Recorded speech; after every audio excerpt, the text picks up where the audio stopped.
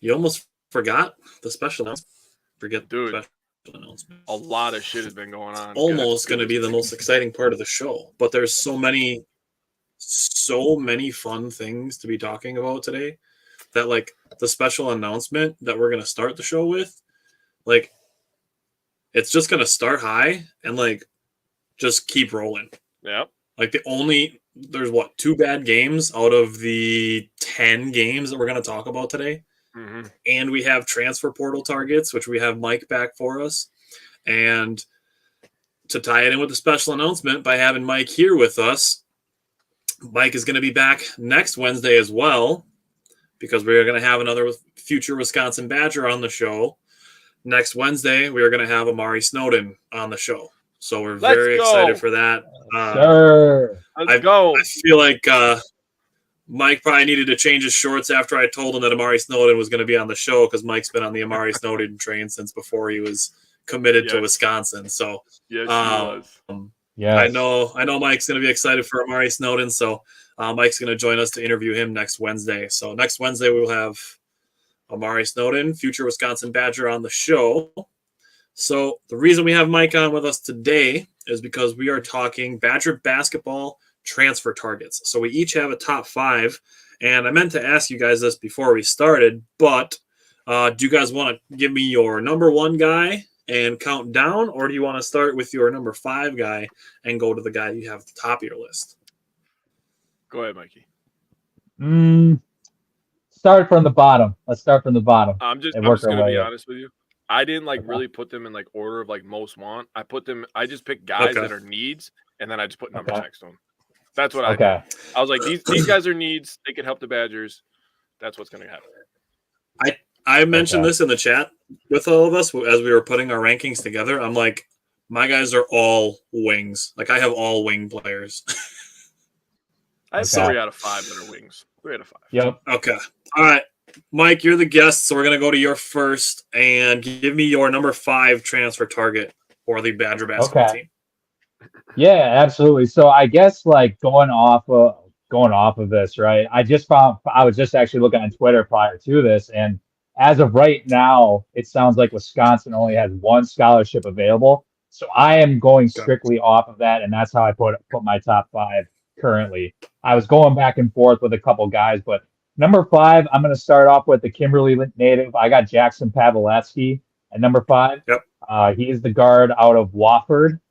So we might get that Wofford to Wisconsin pipeline going.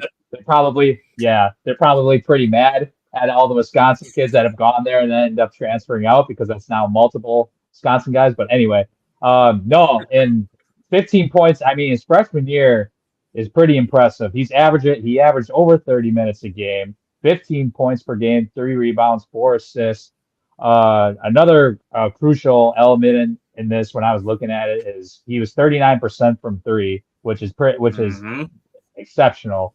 And then I don't know if you guys remember back in his Kimberly days, I absolutely was like, I thought Wisconsin would at least take a look at him, but apparently they didn't. I remember watching him at State, and he had one hell of a mid-range game as well. So, you know, he's a bona fide scorer too at the end of the day, which is something that Wisconsin needs.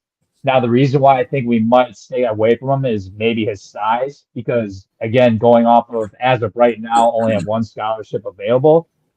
I would put him more so towards like a point guard, 6'3", 175, 180 pounds. So he might be a little undersized coming into it, so to speak. So that's why I didn't really move him up to 2 to 3 for now. But I think he would be a great fit from a scorer perspective, because we just need guys that can go get a bucket for us at the end of the day, and that's why he squeaked into my top 5 personally. So that's my number 5. So I'm just going to go next because he's my number 5 as well. I also have Jackson Pavlovsky as my number 5. In addition to everything that you said too, I did have his averages, the 39% from 3. He's also a 49% field goal shooter, so that's a pretty strong percentage as well. And then when you mentioned him being a bucket getter, I noticed while watching his tape that he has a good dribble drive. So for me, he's got some similar traits to Max Klesmit, honestly. The comparisons don't stop at being a Wisconsin native. They don't stop at being a Wofford star, and they don't stop at just being a good shooter. But I do think that Max Klesmit throughout the year became the Badgers' best dribble drive threat. And Jackson Pavlovsky is just another similar guy to that. So he is also my number 5. So, Jake, who's your number 5? My number 5 is a guard out of Oklahoma. His name is Jalen Hill. He averaged almost 10 points per game, 6 rebounds, showed the ability to dribble drive, get to the rim. He had splits of 49% from the field, 30% from 3, which isn't great, but he's still respectable. And he shot 81% from the free throw line, and that's obviously an area that we struggled with in the regular season. So a guy that can get to the hole and break down the defense, I was like, yeah, I'm on board. I'll be honest, all of my guys shoot the 3-ball well. I was very prejudicial towards guys that can shoot the 3-ball at least at a good level, if not like a high level. So, Mike, who's your number 4? Okay.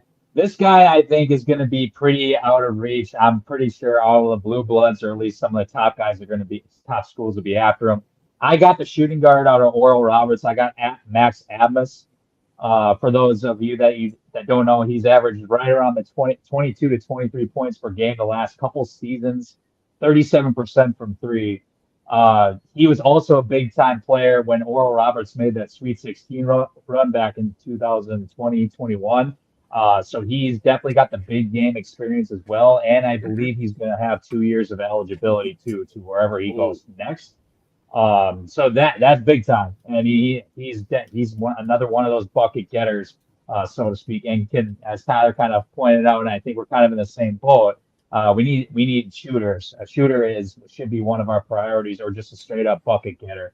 But I think this guy is going to be he'll be highly sought after. I'm not expecting us to really get close, but who knows? I've been proven wrong many times before. So that's my number 4. You've been proven right a good amount of times too. I'll give you credit where it's due. That's why we keep bringing you back. My number 4 is a guy that the Badgers got to see firsthand last season. It's Evan Taylor from Lehigh. The Badgers are reportedly interested in him, so that just kind of maybe gives this one a little extra credibility. But he averaged 14 points, 6.5 rebounds. He scored 18 points against Wisconsin in their matchup. He is a 43% 3-point shooter. That's so very good. Give me that guy. Very good. Give me the guy that shoots 43% on threes. That would be good in the NBA, much less in college where the percentages are a little bit lower. So, I mean, yeah. And then he's great on catch and shoots. So basically similar to the role that Connor Esigian has played, a catch and shoot 3-point shooter, and knocks them down at a high percentage. And the Badgers are reportedly interested. So Evan Taylor is my number 4. Jake, who is your number 4? Yeah, we're thinking different things over here, fellas, because I'm going for athletes, right? Because Wisconsin a lot of times gets out athletic. And I know that probably sounds weird with me saying it that way, but it's true. You could definitely tell when you watch the game with the eye test that we don't have the athletes that some of these other teams have, right? So the next guy on my list is Aaron Gray from Niagara. He's a 6'7", 215-pound wing player, crashes the offensive boards, gets to the rim at will. Now, I understand Niagara is not a big-time school, but this guy's got big-time talent. And I think that if he can end up with a good program like Wisconsin around some shooters, you never know. I think he might have some untapped potential. I like that. That's a good one. That's like under the radar. That's something that, you're not just looking at, who are the top 5 transfer portal ranked players, and we'll just take those 5, and those will be my top 5. So I like that you're going more in depth and looking for some under the radar guys. And have good reasoning for why. So I think that's what's going to set this segment apart. So I like it. Mike, who's your number 3? Okay. I did put a big man on here because I think we could also, if more Scallies open up for us, we could definitely use a big man, I think. And I took Caden Shadrick, the center out of Virginia, as my number 3. I think he would be a good fit. The minutes per game we might have to work on, but he's averaged 17.5 minutes per game this year, 6 points, 4 boards. And I mean, to to note too, in the one game against Furman, I mean, he had 15 points, 13 boards in that game. So I mean, the potential's there. Again, between him and Big Steve, that would be something that would have to be worked on because 17. It's now he's only playing 5 to 6 minutes a game. So, I mean, we could get Big Steve some more rest, or somehow that would work along those lines. But he's played in the Tony Bennett system. And if Wisconsin plays, the system that they're in now, it's pretty similar, I guess. So depending what he's looking for, I think this could be like a stars align, so to speak. And Wisconsin is familiar with this kid as well. They did recruit him back in his high school days as well. So hopefully he'll get a look. But as far as the need for another big man, I think this guy could be a decent fit. Yes, sir. Yeah, that does make sense too. The Virginia, Wisconsin, they are very similar play styles, so that is valid for sure. My number 3 is another Wisconsin native. I have Marcus Domask out of Southern Illinois. He can hit logo range 3-pointers. He's a high IQ passer. He is capable at getting to the paint when he wants to. But he averaged 16.7 points, 5.8 rebounds, and 3.8 assists at Southern Illinois last year. 44.7% on field goals and 34.8% on 3-pointers. So a capable scorer, and he'll also give you 6 rebounds and 4 assists per game. And he's got good traits. Like I said, a high IQ passer, capable of getting to the paint, and a good shooter with range. So Marcus Domask is my number 3. Jake, who is your number 3? I have the same as Mikey. And just to add on to a little bit of what he said, he also averaged 1.4 blocks per game. So in nothing against Big Steve. Big Steve, if he's looking for areas to improve, paint defense, just contesting shots, honestly, just sit down and watch tape of Brook Lopez because he's literally the master at defending the paint. But getting a guy like Caden, and I also have 2 centers because I thought that was a big issue. Athletes and size were 2 big issues for the Badgers, in my opinion. So getting a guy like Caden Cedric who can guard the paint, like you said, 15 and 13, that's nothing to mess around with in college. That's big-time numbers in college basketball, man. So getting a guy like that on this Badgers team to kind of counteract what Big Steve doesn't do on defense, and they could play each other. Situationally, I think it would work really well. To go to Mike's point, talking about minutes, you need to stop, you need a couple of rebounds, okay, put Cedric in. You need to spread the floor a little bit, okay, Big Steve, you're back in. You can work off that, and it would definitely just make us a deeper team. It's kind of reminds me how they did with Chris Vogt in the previous season. Correct. He came in, he'd grab you 3 or 4 offensive rebounds, and he'd give you 6 to 8 points off of those offensive rebounds, and give you some sturdy post play. So that's definitely in the realm of things they've done before. And look at the difference in close games. And I understand Johnny Davis was phenomenal. Let's not take anything away from him. But having that big man, going into Purdue, that was a big-time win. Going into Michigan State, that's a big-time win. Those are close wins. And those kind of things don't happen if you're role players like a Chris Vogt, or in this case, if we get a Cedric. Those can be big difference makers, getting that 1 rebound or getting that block, contesting that layup. You know what I mean? So those are big-time decisions. Yeah. Those we know how close the Badgers play most of their games. So annoying. I mean, look at the Kansas game, for example. You got a big man roaming the paint. Maybe they don't get that tip in, and maybe the Badgers steal the Kansas win, and then they're in the tournament instead of the NIT. Like, it's, I mean, it's the ref could call the guy who was 7 feet out of bounds, but I mean,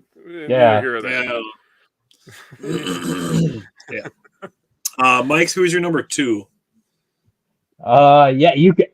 Marcus Domask is my number 2. You hit it right on that head. It's about time. You scooped me like so many times, and now I got you. I got you. That's okay.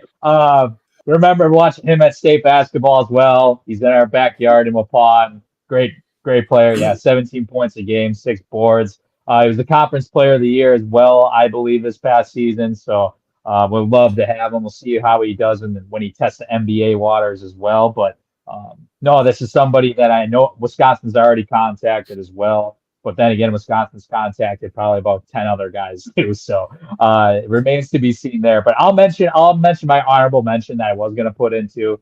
I had Hunter Salas. He is the guard out of Gonzaga. The reason why I mentioned one, he's good buddies with Chucky Hepburn, so maybe he'll mention him to guard or something like that. But Jake was talking about athletes. This guy would fit the bill for that. 6'5" combo guard slasher scorer. He averaged close to 17 minutes a game this year. I think he's just looking for a bigger role. And I think a place like Wisconsin would give him the opportunity. He's only averaged about 5 to 6 points per game, but if you watch the tape, he's just one of those guys that can get to the bucket as well as a slasher scorer type. So, and that's somebody that that's something that we could use getting to the hoop, because getting to the free throw line was a huge problem for us this past season too. So I think he would fit the bill for that. 100%. All right, so my number 2 is Lazar Stefanovic. He is a 6'7" shooting guard. NBA size. Big dude. And he's also a slasher with spot-up shooting ability. So he averaged 10.3 points, 3 rebounds, 2.7 assists. So he's not blowing the doors off with his averages. But he shot 37% on field goals, but 35.9% on three-pointers. So a lot of his looks were coming from the three-point line. And he's only a sophomore. So definitely some time to continue working on him and his game. So Lazar Stefanovic is my number 2. Jake, who is your number 2? I have also a giant dude, but he's like a big, giant dude. I've seen him listed anywhere between 7'3" and 7'5". His name is Jamarion Sharp. He went to Western Kentucky University. He averaged 7.4 points. I'd say 7.5, nearly 8 rebounds, and 4.1 blocks per game. Wow. You want to protect the rim? You are gigantic. Get out there. That's what I say. Yeah, just put Taco Fall in there. That's what you do. Hey, it worked in college, man. And with the Badgers playing a slow pace like they do, a slower pace, I'll say, because we kind of killed that narrative last week, blocking shots and grabbing rebounds and just being gigantic, he would have been useful against a guy like Zach Edey. I'm just saying. Yeah. And I think he would have helped in the North Texas game, too. Yeah. Oh, yeah. It, man. Jamarion Sharp, big gigantic. Interesting. I think you could probably convince a guy like that maybe playing a slower pace is good for him too, because it's not like you need to run in transition super hard. Obviously you still want to play hard, but it's not like you're running up and down playing at the highest pace in college basketball. True. Yeah. So it's not going to be like, hey, by the time you get up to the free throw line, the ball's already going to be in the air on a shot. Like they're going to let you go down, get set, and work the shot clock some. So that's work on his post game a little bit, maybe on offense too. Yeah. All right, Mike. Who's your number 1 transfer target? Drum roll. Oh no, I'm kidding. But I know I mentioned this to you guys on our Facebook chat. Wisconsin did take a late look at him back in his high school days, but it just didn't come to fruition. I got Andrew Rohde out of St. Thomas, the Brookfield Central grad as well. He's listed as 6'4" to 6'6", depending what site you look at. I don't know. So something along those lines. He's also listed as a guard / forward. So he's similar. It's similar size to Jordan Davis. I did put him up as number 1 too, because he's got multiple years of eligibility. He just had his freshman season at St. Thomas, so we'll be able to work with him unless he pulls a Johnny Davis. We at least get him for 3 more seasons. 32% from 3, averages 17 points, 4 rebounds a game. And he's just another guy that can simply go get a bucket for us.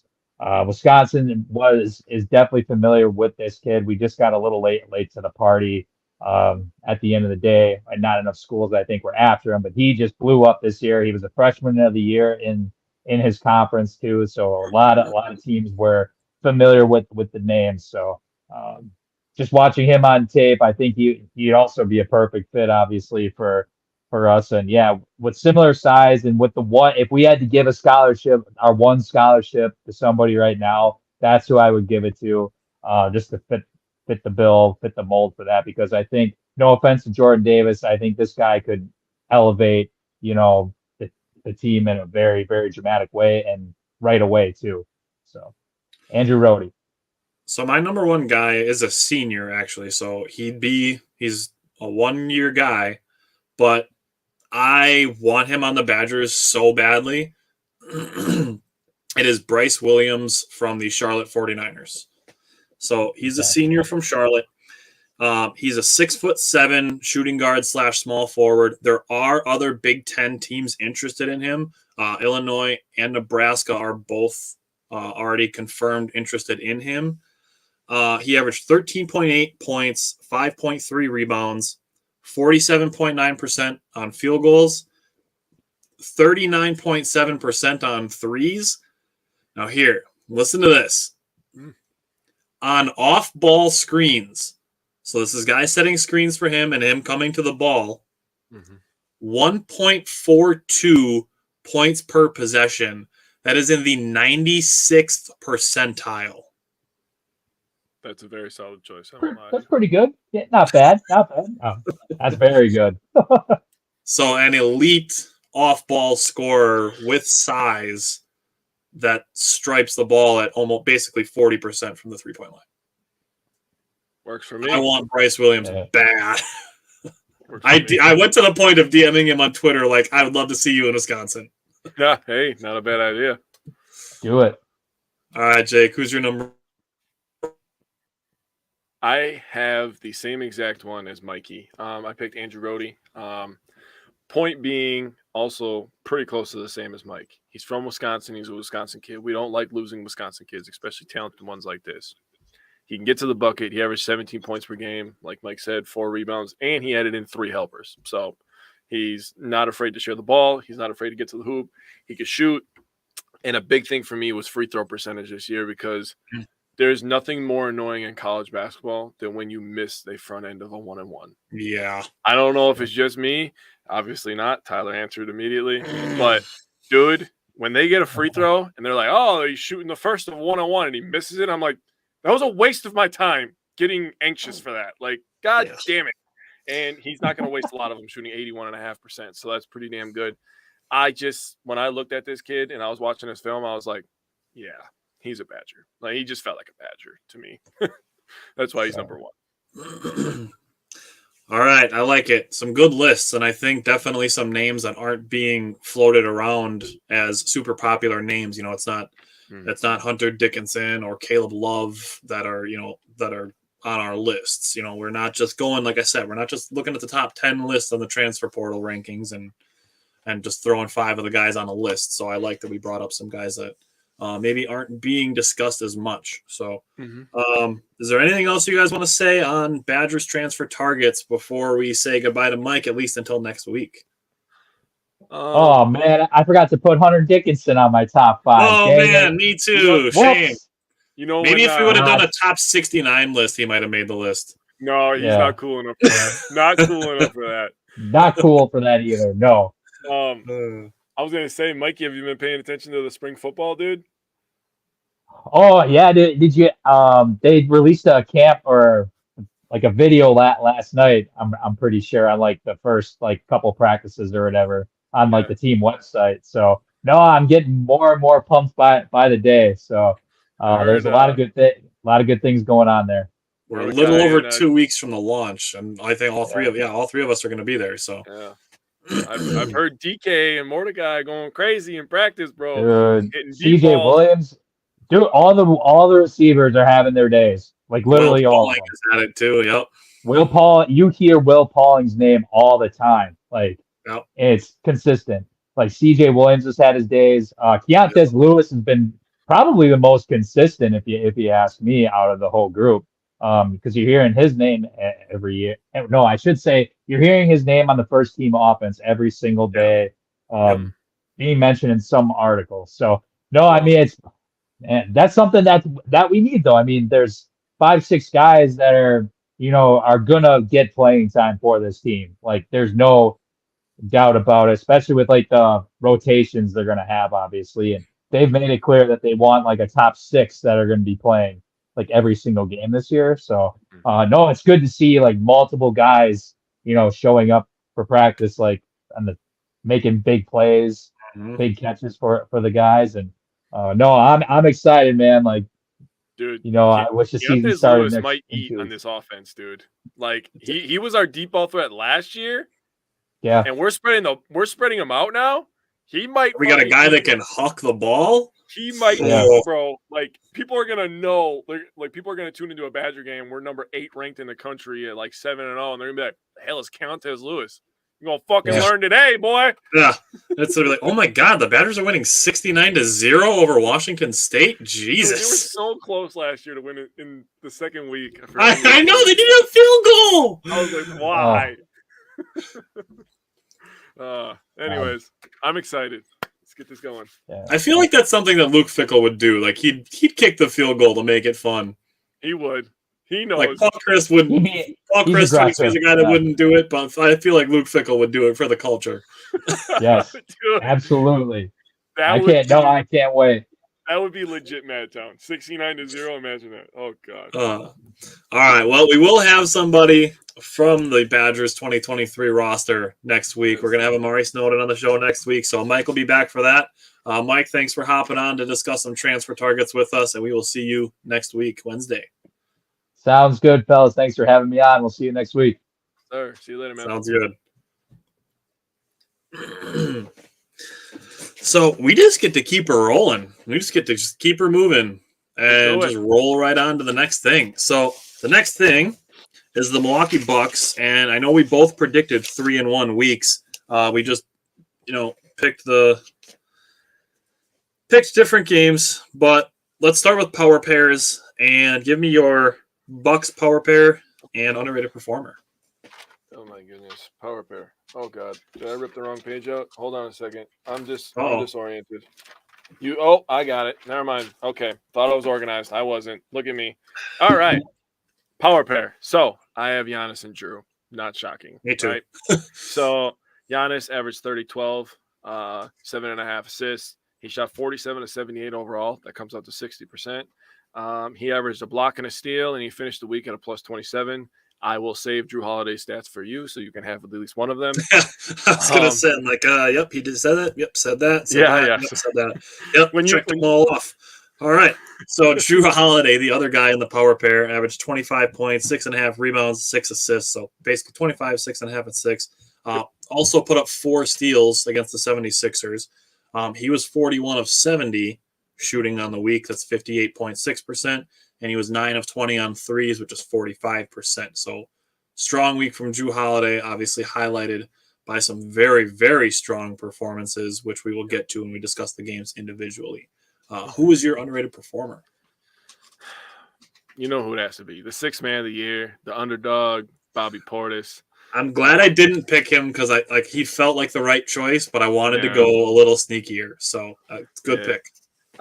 Dude, after last night's game and the game against the Celtics or the 76ers, and then he also put in a pretty solid game, the other 2 games as well, 12-8 and 12-10 respectively.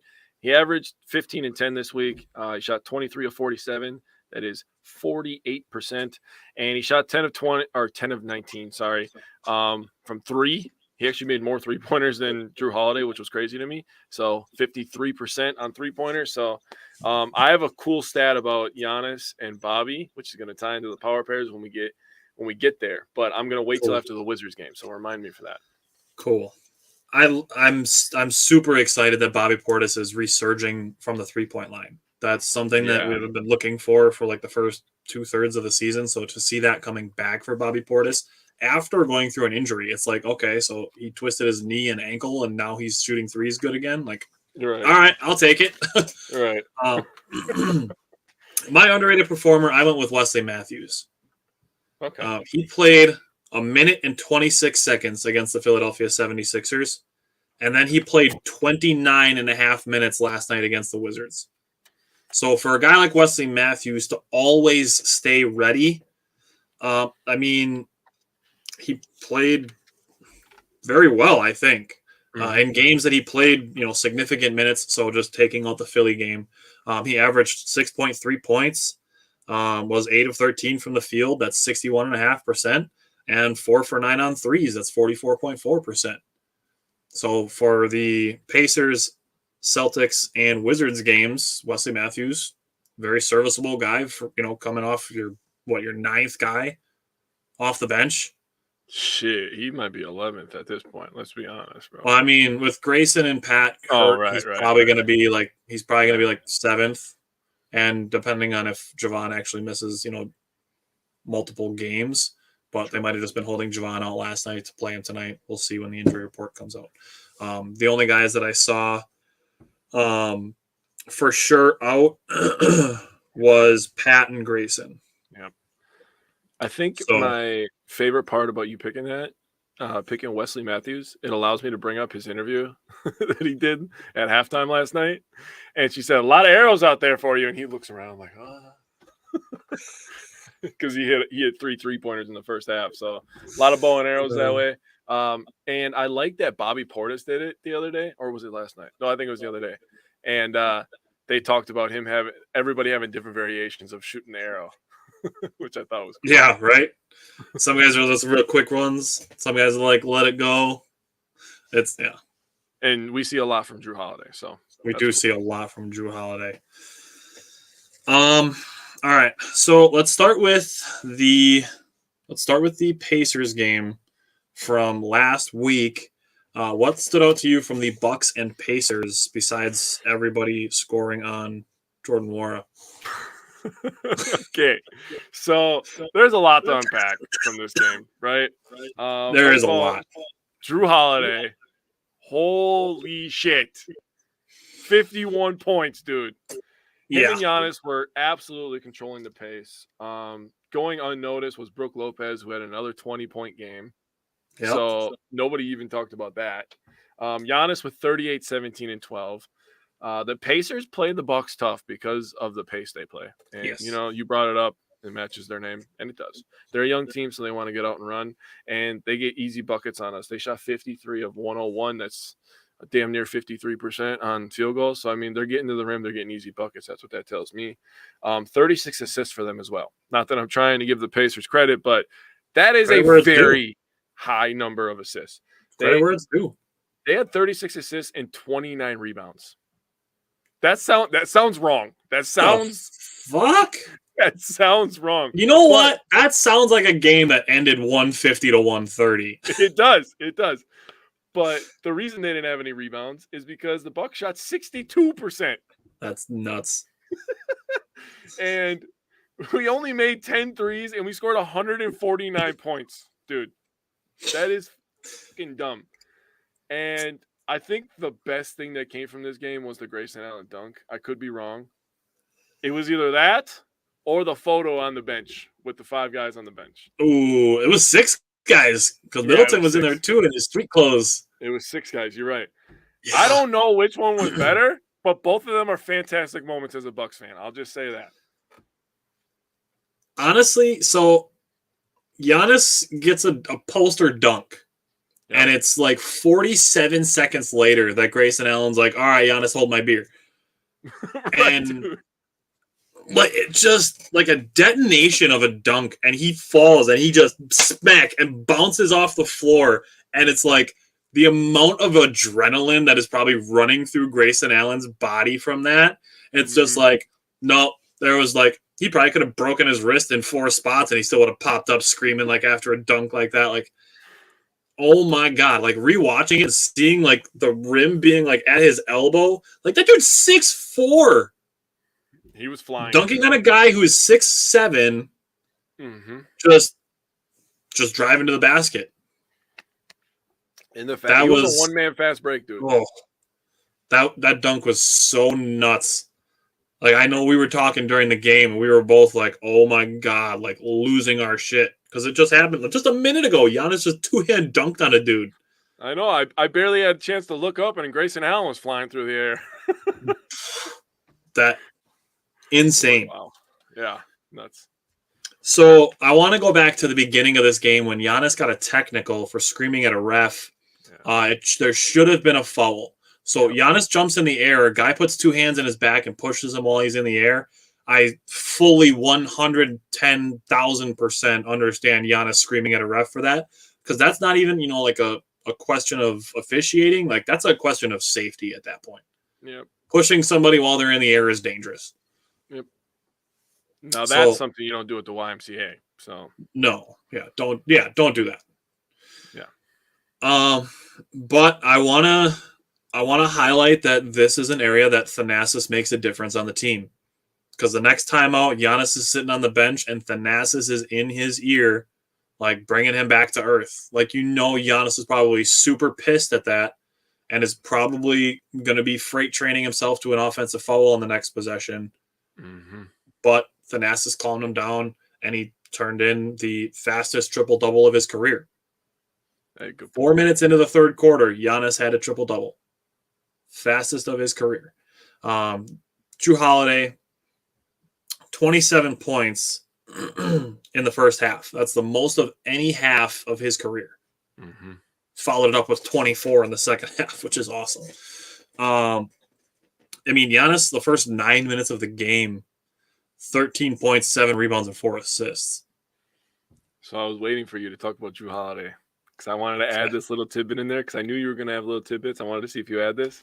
He was 20 of 30 on field goals. Yep. 15 of 20 with the left hand. Oh. 15 of 20? With the left, bro. Damn. 75. Damn. He was cooking with both hands, dude.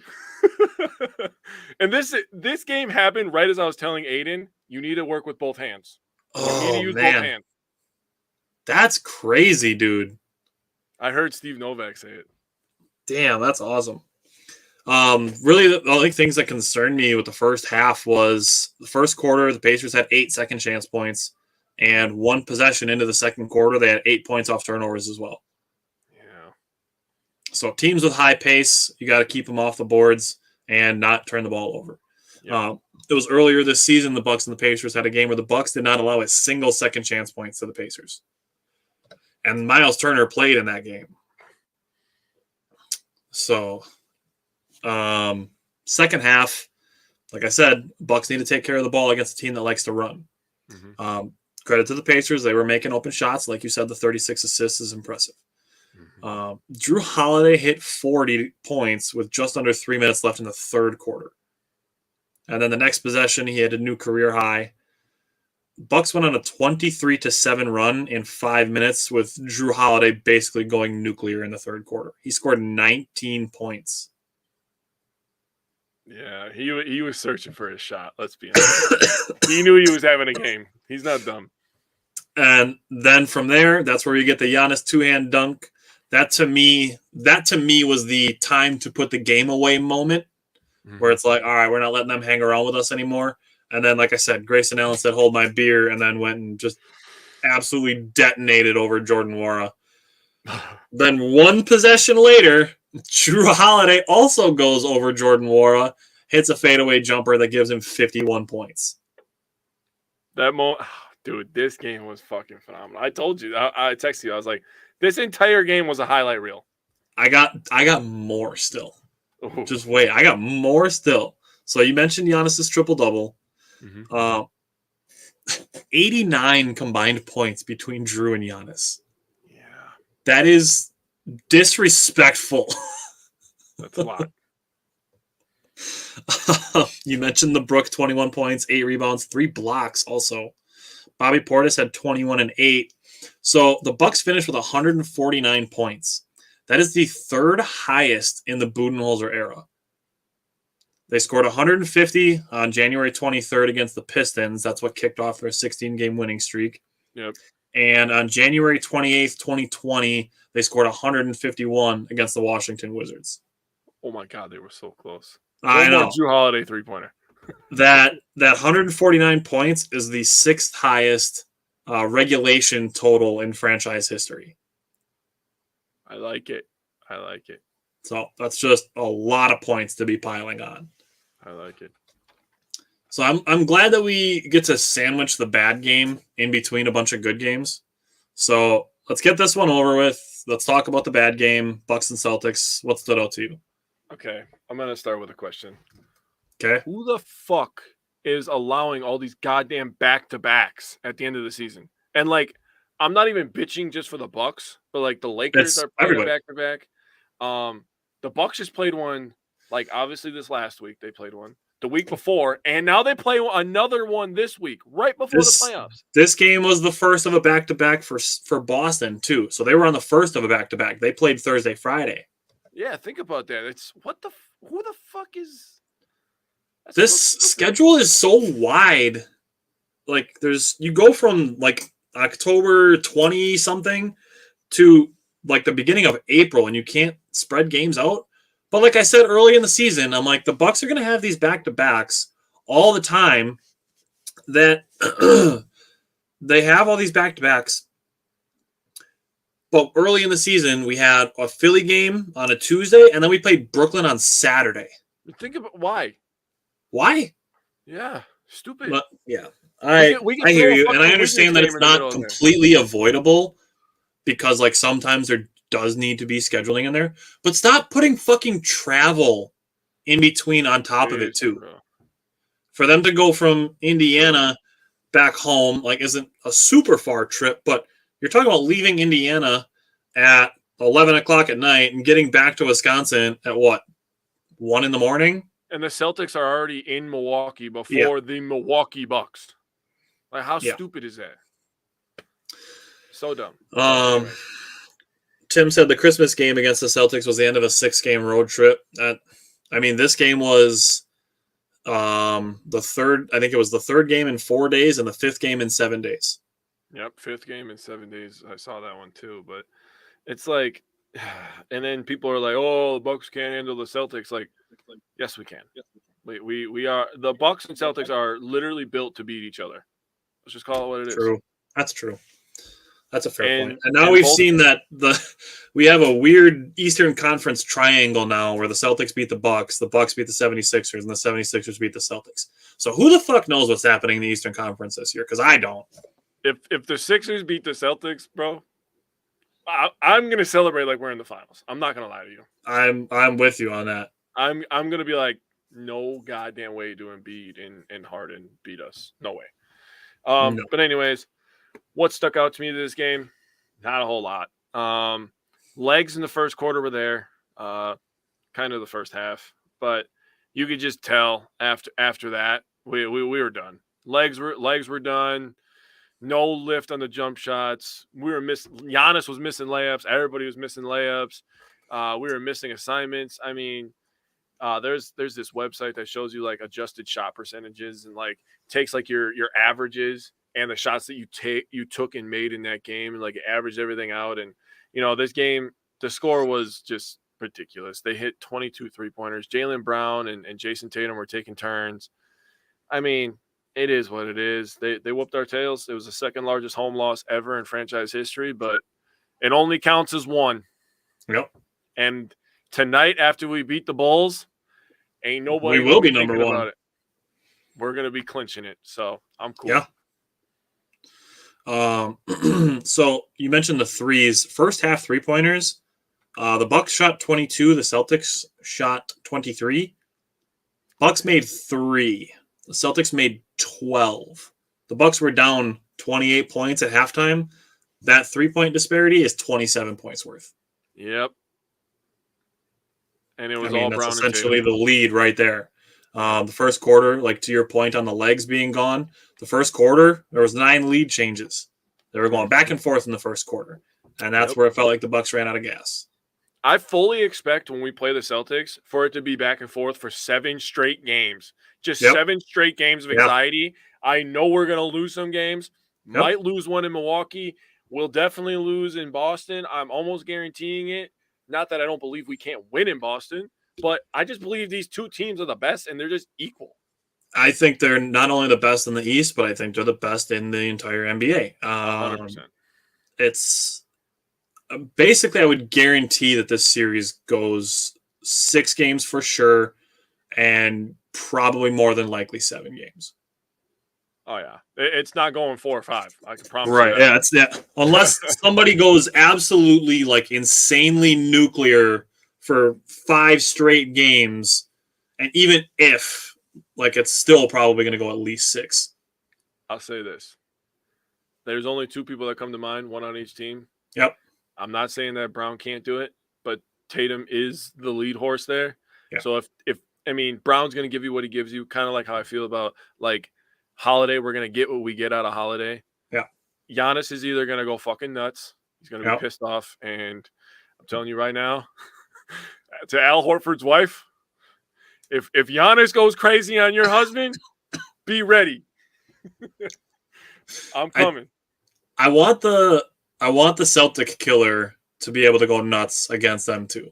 Oh, that would be magical. I've seen a lot of Celtics fans going, "Oh, but Chris Middleton's a Celtics killer." After the game, I was like, "Just wait, bro." He is. Look up his playoff stats against the Celtics in his career. Wait, he shoots like 58% on threes against the Celtics in the playoffs. It's coming.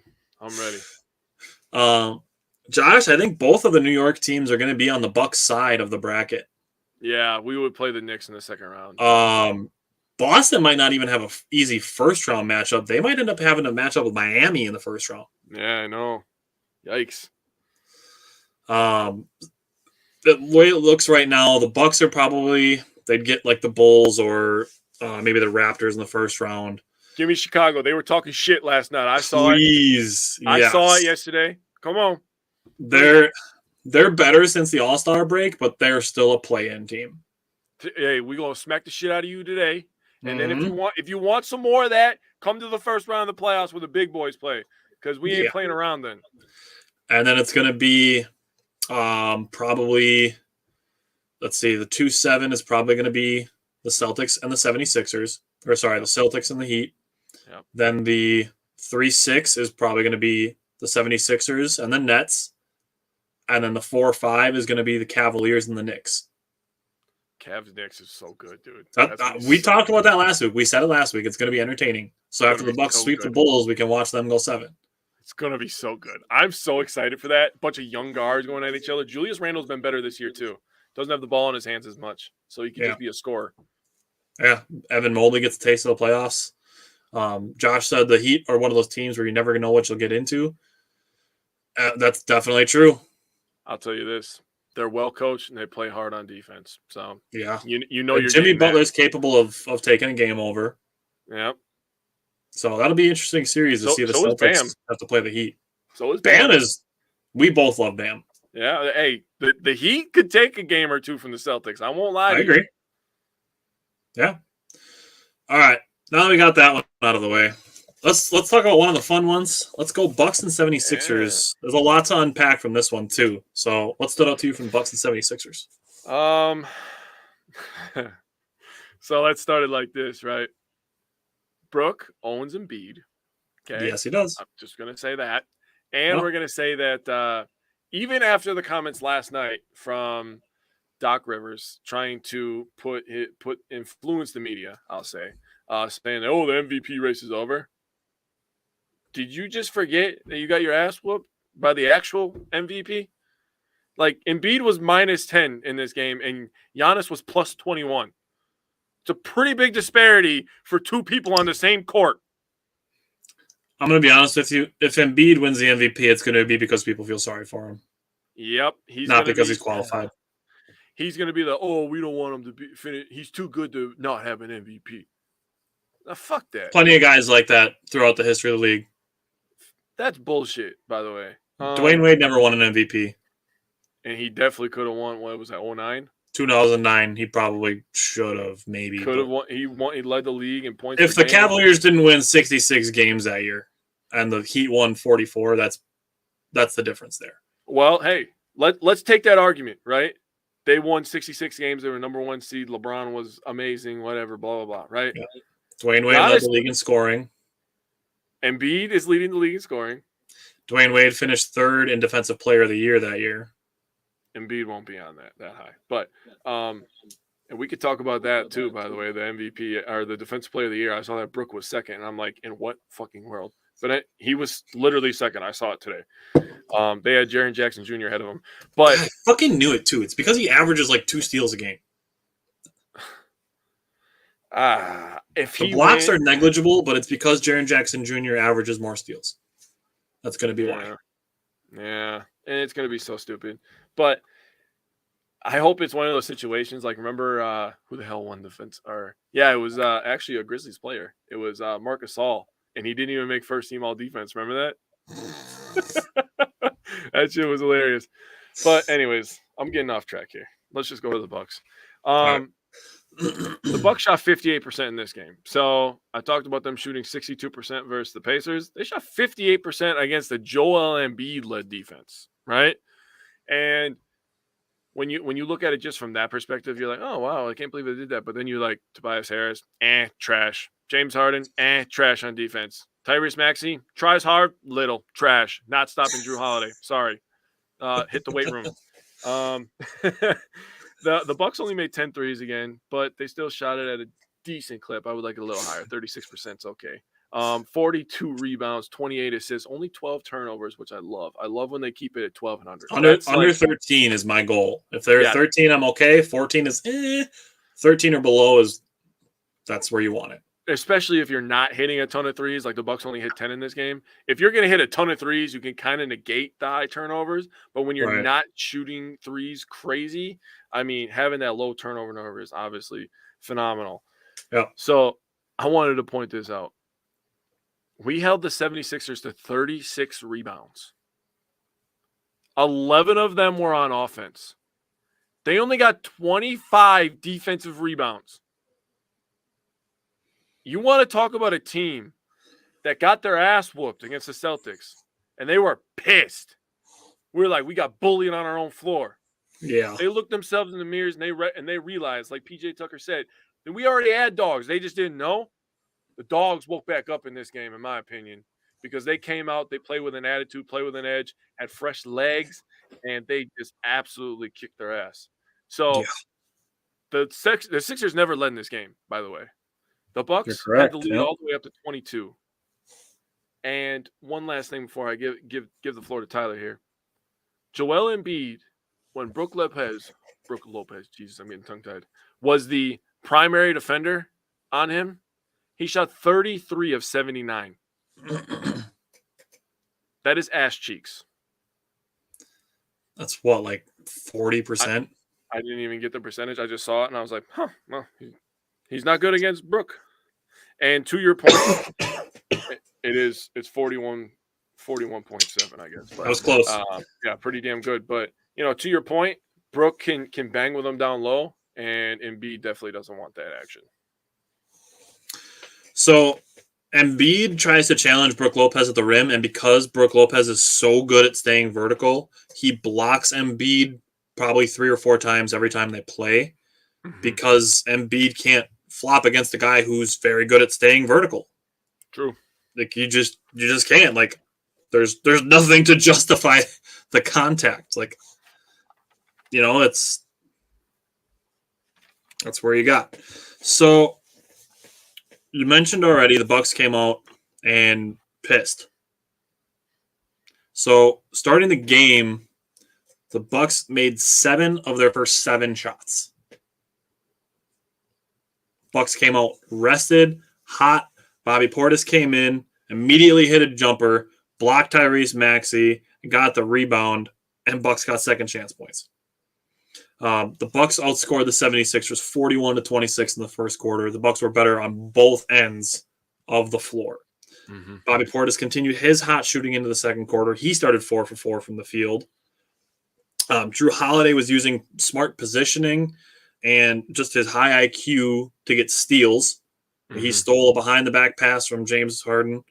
Giannis was using his passing to get teammates easy looks, driving through the defense and then slowing himself down. We talk about how quickly Giannis can get to the rim, but we don't often talk about how his body control has improved to the point where he gets into the paint, slows down, and then is able to find the open shooters. That's one thing. Like, as much as we talk about Giannis, that might be something we don't talk about very often. Yeah, definitely underrated. For him to slow down that way and see plays develop, that's what Giannis is actually improving on. So when Giannis went to the bench, the 76ers went to zone. it's something the Bucks have struggled with at times. The Bucks were able to kind of keep their lead in the double-digit range. But like I said, Brook Lopez doing well, staying vertical versus Embiid. Something I want to give Coach Budenholzer credit for is listening to his players when they want him to challenge a play. Because it happened in this game. Chris Middleton wanted Budenholzer to challenge for James Harden for like wrapping his arm around Middleton's to try to draw a foul. They challenged it. It got overturned. James Harden got an offensive foul. This is just the first half. Giannis had 19 points, 7 rebounds, was 8 of 10 from the field, had 3 assists and 2 blocks. Jrue Holiday had 13 points and 3 steals. Brook Lopez had 11 points and 5 rebounds. Chris Middleton had 10 points and 5 assists. Bobby Portis had 11 points and 4 rebounds. And Javon Carter had 4 assists. That's in the first half. Yeah, we came out on fire, dude. Second half, and I'm going to say this again, the Bucks need to be better with their shot selection when they're playing with a big lead.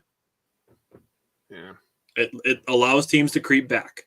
The Bucks went on a 5-minute field goal drought. Yeah. Before Brook Lopez broke it with a floater. Then Giannis and Chris ran some 2-man game. They scored back-to-back possessions. Then Giannis got his 4th foul. And this is where credit goes massively to Bobby Portis.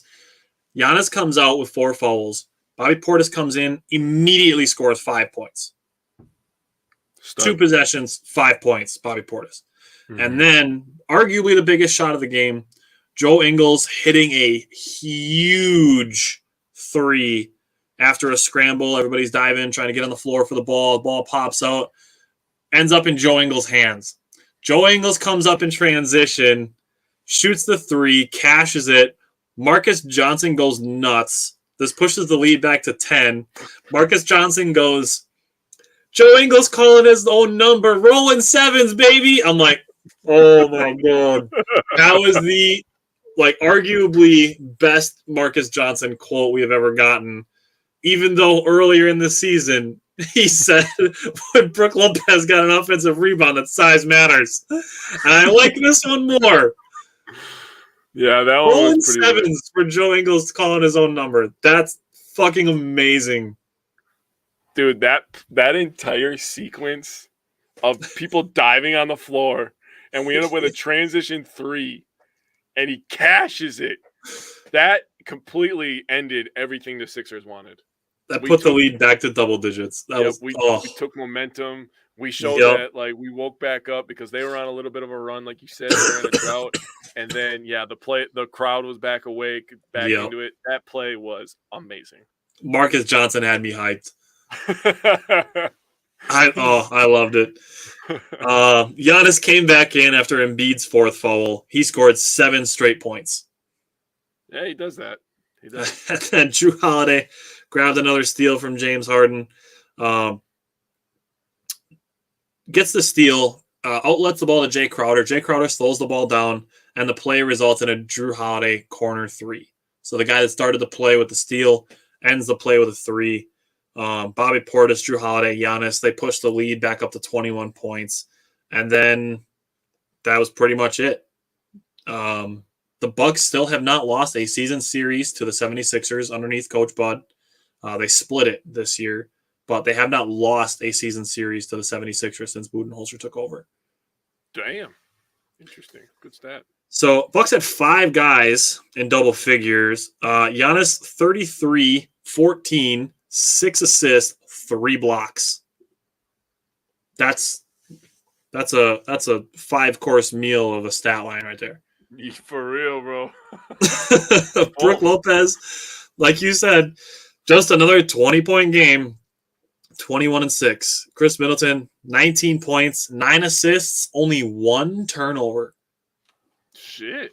We've seen Chris Middleton a little turnover prone at times. I've said he's an underrated passer, but he's got games where he'll have 6 assists, but also 4 turnovers. For him to have 9 assists, only 1 turnover, that stood out to me.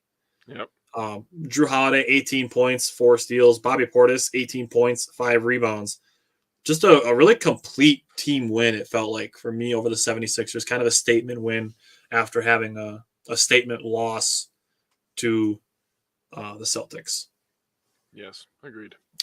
All right, you ready to move into last night's game? Yeah, last night's game was fun too. All right, so let's go to Bucks and the Johnny Davis-led Washington Wizards game. He looked good. So he did look good. As a Wisconsin sports fan that we both are, we could be happy because Johnny Davis looked good. He was succeeding in the NBA, and the Bucks kicked ass, right? Yep. So this is just a random stat, but I'm gonna throw it out there. The Milwaukee Bucks over the past 2 seasons are 20-0 on Tuesdays. Huh. Have not lost on a Tuesday in the last 2 years. Hmm. So you have not woke up on a Wednesday where the Bucks played on a Tuesday and been sad because the Bucks lost. The last 2 years. Boston better hope there's no playoff game scheduled on Tuesdays. Game 7, Tuesday night. Fuck yeah. W. Let's go. Yes. I don't know if it was regular season or playoffs, but when I found the stat, it said 20-0 on Tuesdays over the past 2 seasons. So I was like, all right, I'm taking it down. That's weird and interesting. So I'm on board. I'm in. So the Bucks, like I said before, if you're gonna have high turnovers, you got to make a lot of threes. They did that. They had a lot of turnovers. They did have 33 assists, but they also made 23 3-pointers. 23 of 42 is fucking ridiculous. By the way, yeah. 55%. We also had 50 points in the paint. So 23 threes and 50 points in the paint. That's how you lose basketball games, Washington. Okay. Hey, giving up 23 threes, you know what that gives you? Say it. 69 points. That's crazy though. I mean, you're talking just threes and paint points at 119 points. Yeah. And we would have been down by 9, but then you add in the free throws and then we win.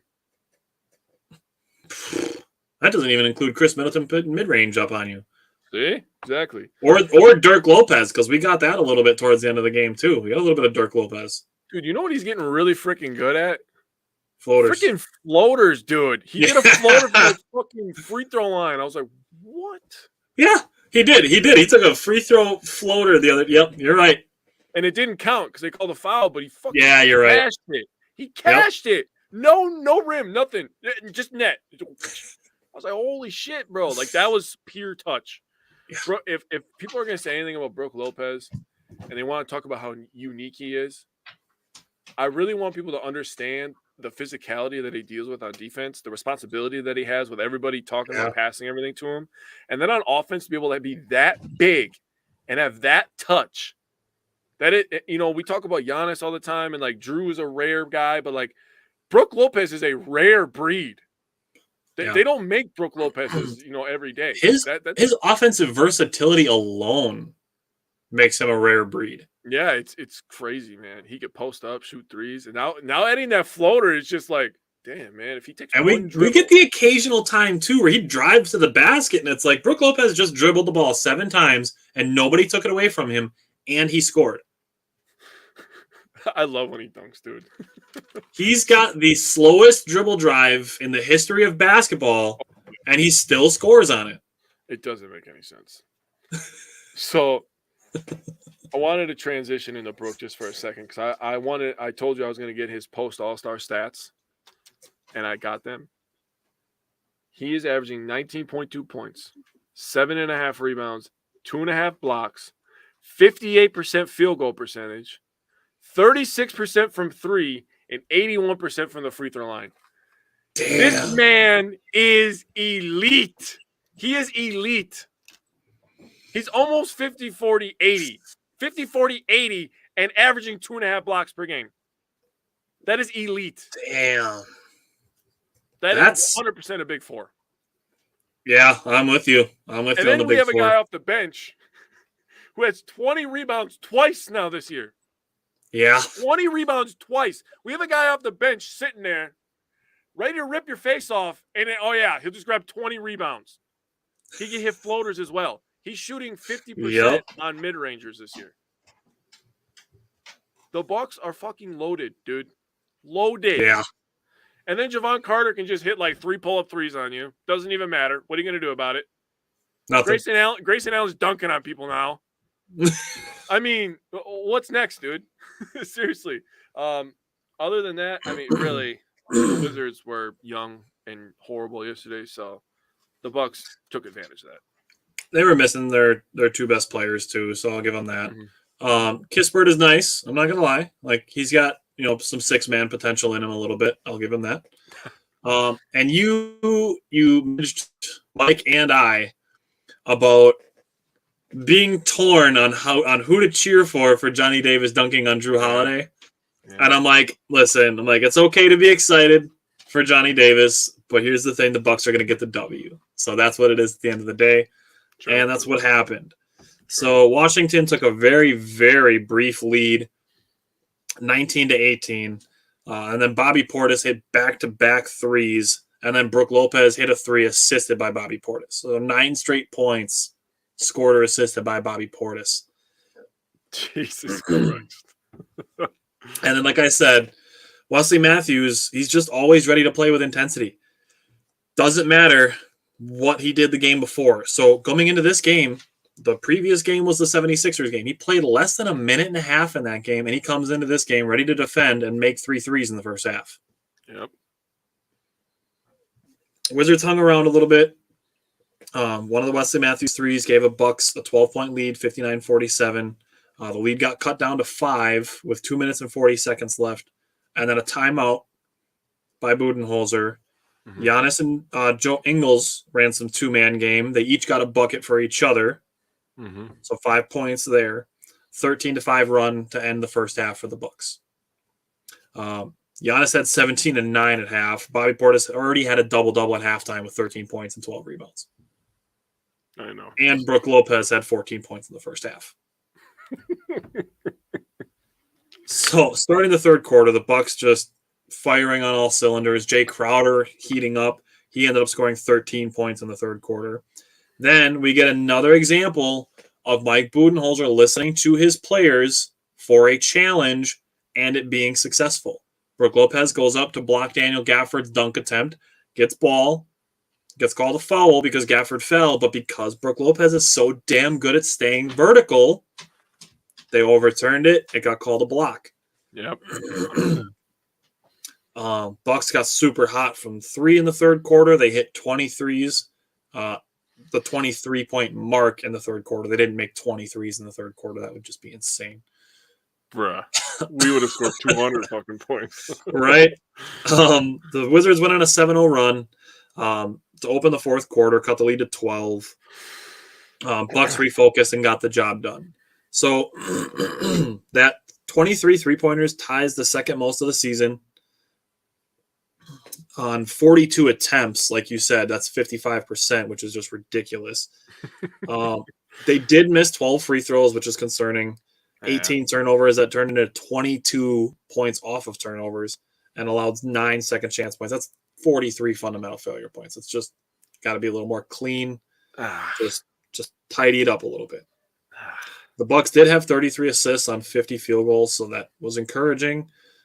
Chris Middleton got to rest. Javon Carter sat out.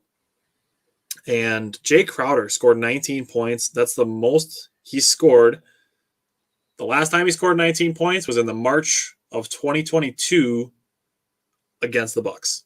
Yeah, I knew it. He probably one of those games he had all those annoying threes. It probably was. He probably did make a bunch of threes. So I want to ask you a question. This is a dialogue question. Is based on the reports that Grayson Allen's going to miss by the rest of the regular season, which is just the 4 games they have left, and say he misses the first round of the playoffs. Okay. How do you handle spreading out Grayson Allen's minutes and the rotation? Well, I guess this kind of depends on Pat too, because Pat left the game yesterday injured. So he's out tonight, but they haven't said anything. I haven't seen anything long term. I think he'll be fine, but I think you fill that with a little bit of Pat. I think you give more minute, you bump up Joe Ingles because Ingles is definitely going to have an impact in the playoffs. And then if Chris Middleton's good to go, I think you just spread the rest of that out on him and Drew Holiday, and you let him go to work. I'm not, and this makes me feel bad, but I don't want to see Marjan in a playoff game unless we're both. I agree. He's not ready. He's a prospect. He's not ready yet. So unless I mean, if we're up 20 points, like put him in. Yeah, that's what. Yeah. So like if we're kicking somebody's ass, like when we play the Bulls in game 1 and we're smashing the Bulls, like Marjan. When the outcome is decided.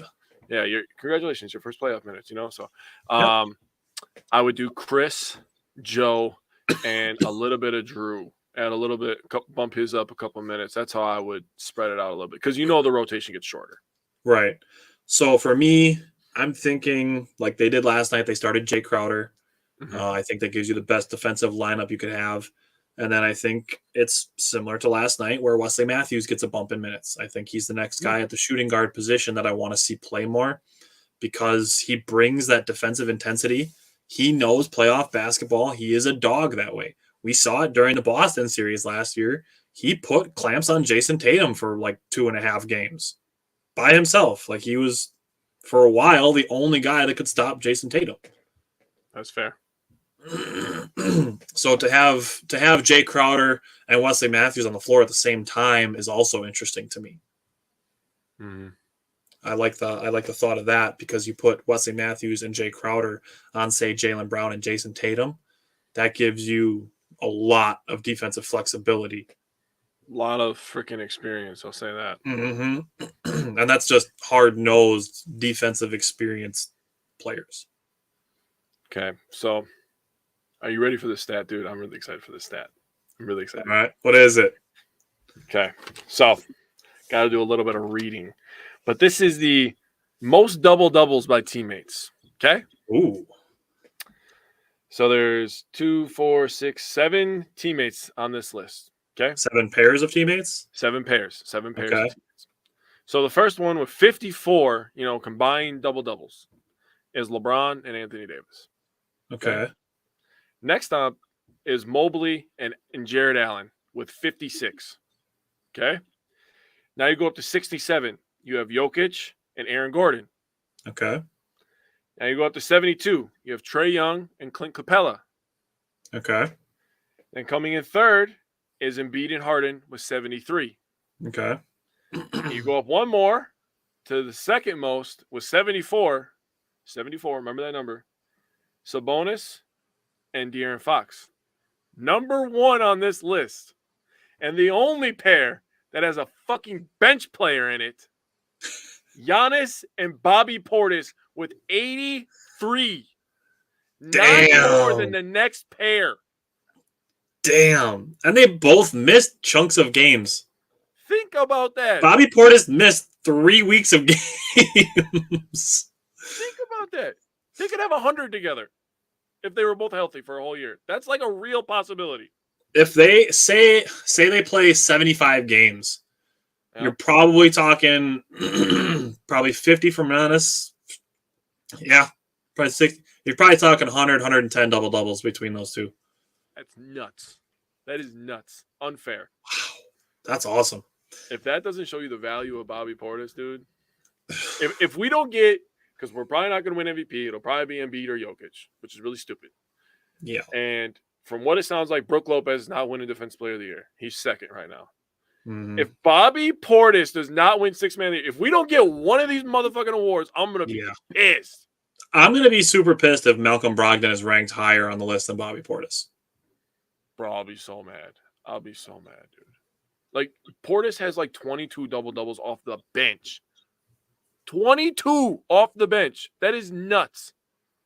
That's like the third most over the last how many years? I should look up that stat. I saw it the other day. Yeah.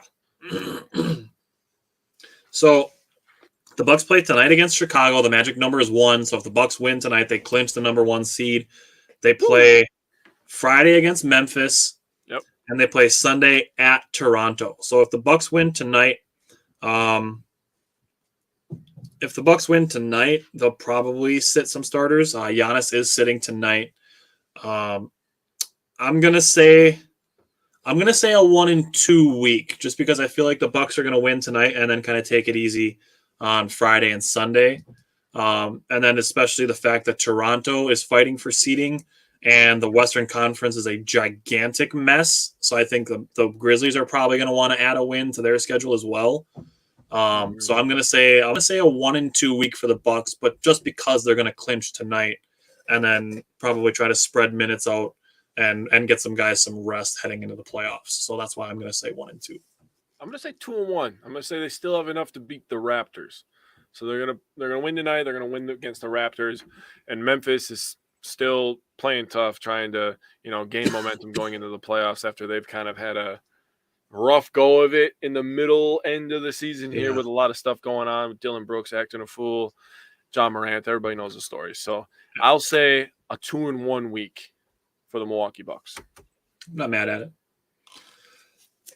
All right, so it is that time. It is that time. It is that time. We get to start talking about baseball. Yes, sir. And I gotta say this. I'm gonna go first on the game 1 of the Cubs game because I have very strong feelings about how I feel towards the end of this game. Okay. So I'm gonna start off by giving Marcus Stroman credit because his sinker was going early. He had it going early. Marcus Stroman, solid pitcher. I will say he was aided by a loose strike zone. Yeah. Bryce Durant got his first big league hit on opening day. Peter Strzelecki pitched a scoreless inning. Actually, all the relievers that came in pitched 1 inning scoreless and didn't give up any runs. Yep. Luis Urias got hurt. He's going to be out 6 to 8 weeks. Yeah. That's Gus Varland made his big league debut. Christian Yelich drew 2 walks, so the leadoff guy on twice. And Javi Guerra made his Brewers debut. Now, what I want to say is people need to chill the fuck out after 1 game. Did we not literally learn from the beginning of last season against the same fucking team to not freak out after 1 game? Apparently not. Apparently not. And now here's the situation. The praise over the last 5 has not matched the negativity that happened from the first game. And I feel very strongly about this because it's bullshit that you will put an entire season's negativity on 1 game because that's how the season started and be like, oh, here we're just back to 2022 all over again. There's Burns tanking his trade value. Oh, here's this team that still can't hit with guys in scoring position.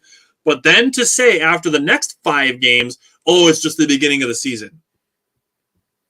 Fuck off. Respectfully. No, just fuck off. Okay, how do you game 1? No, I'm just gonna. Okay, so you want to hear my points real quick? Yep. We lost game 1, right? Yeah. We have not lost since game 1. Literally. Simon said that's unacceptable. Unacceptable? Yeah, I know. I wish we would be undefeated. Would have kept my bold prediction alive. Would have kept a lot of things alive. The fact that we started 0-1 and it was like, oh my God, the Brewers have literally not won a single game in 2023. We haven't even scored a run in 2023. Yep, only had 4. If the rest of the season goes this way, we'll be shut out for the entire season. Yeah, that would be horrible. That's how people were actually acting. It's like, what? The sample size is 0.4% for 1 game. Right. But like I said, the praise over the last 5 has not matched the negativity from that 1. It should be 5 times that because it's 5 games to 1. The sample size now. I agree. I understand that it's still 6 games out of 162, but right now it's 5 good games to 1 bad game. So there should be 5 times as much positivity out there as there was negativity from the first game. I'll say that the Brewers are way more exciting this year in the first 6 games than they were at any point last year. You can just tell by the young guys and some of the older guys, like a Voit and a Winker, guys that are kind of trying to revamp their careers, and because Winker is coming off a tough year last year, but he's absolutely tearing the baseball cover off right now. He had 2 injuries last season. Somebody's like on Twitter responding to one of the Brewers writers, and they're like, "Whoa, Jesse Winker can hit. Who knew?" And I'm like, "Yeah, it's almost like he's a good baseball player when he's not recovering from a neck injury." Dude, he hit a double today, and that was a beautiful swing. And he just there was flames coming off the back of that baseball. He ripped that shit so hard. Jesse Winker needs some credit, and I'm going to give him some when we get to it. So let's just go to the second game. Okay, yeah, let's go to the second. Because Luis Urias gets hurt, put on the injured list, and Joey Wiemer is called up. So it took one game for Joey Wiemer to get called up. And then he debuts in center field, which I thought was interesting. But when you look at it, the Cubs were starting a lefty, so that Craig Counsell was looking to get more right-handed bats in the lineup. I will give credit to Justin Steele. The dude's a stud. Like, I'm not going to sugarcoat it. Justin Steele is a great pitcher for the Cubs.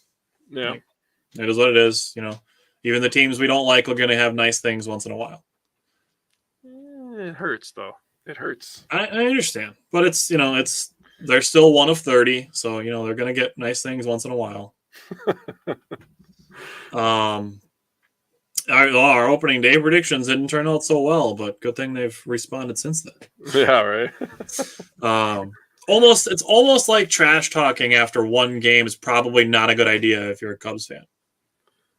Like, trash talking after one game is like the guy that like comes into the game and starts like talking shit and then loses by like 50 points. It's like, yeah, but he hit 1-3 on you early in the game though.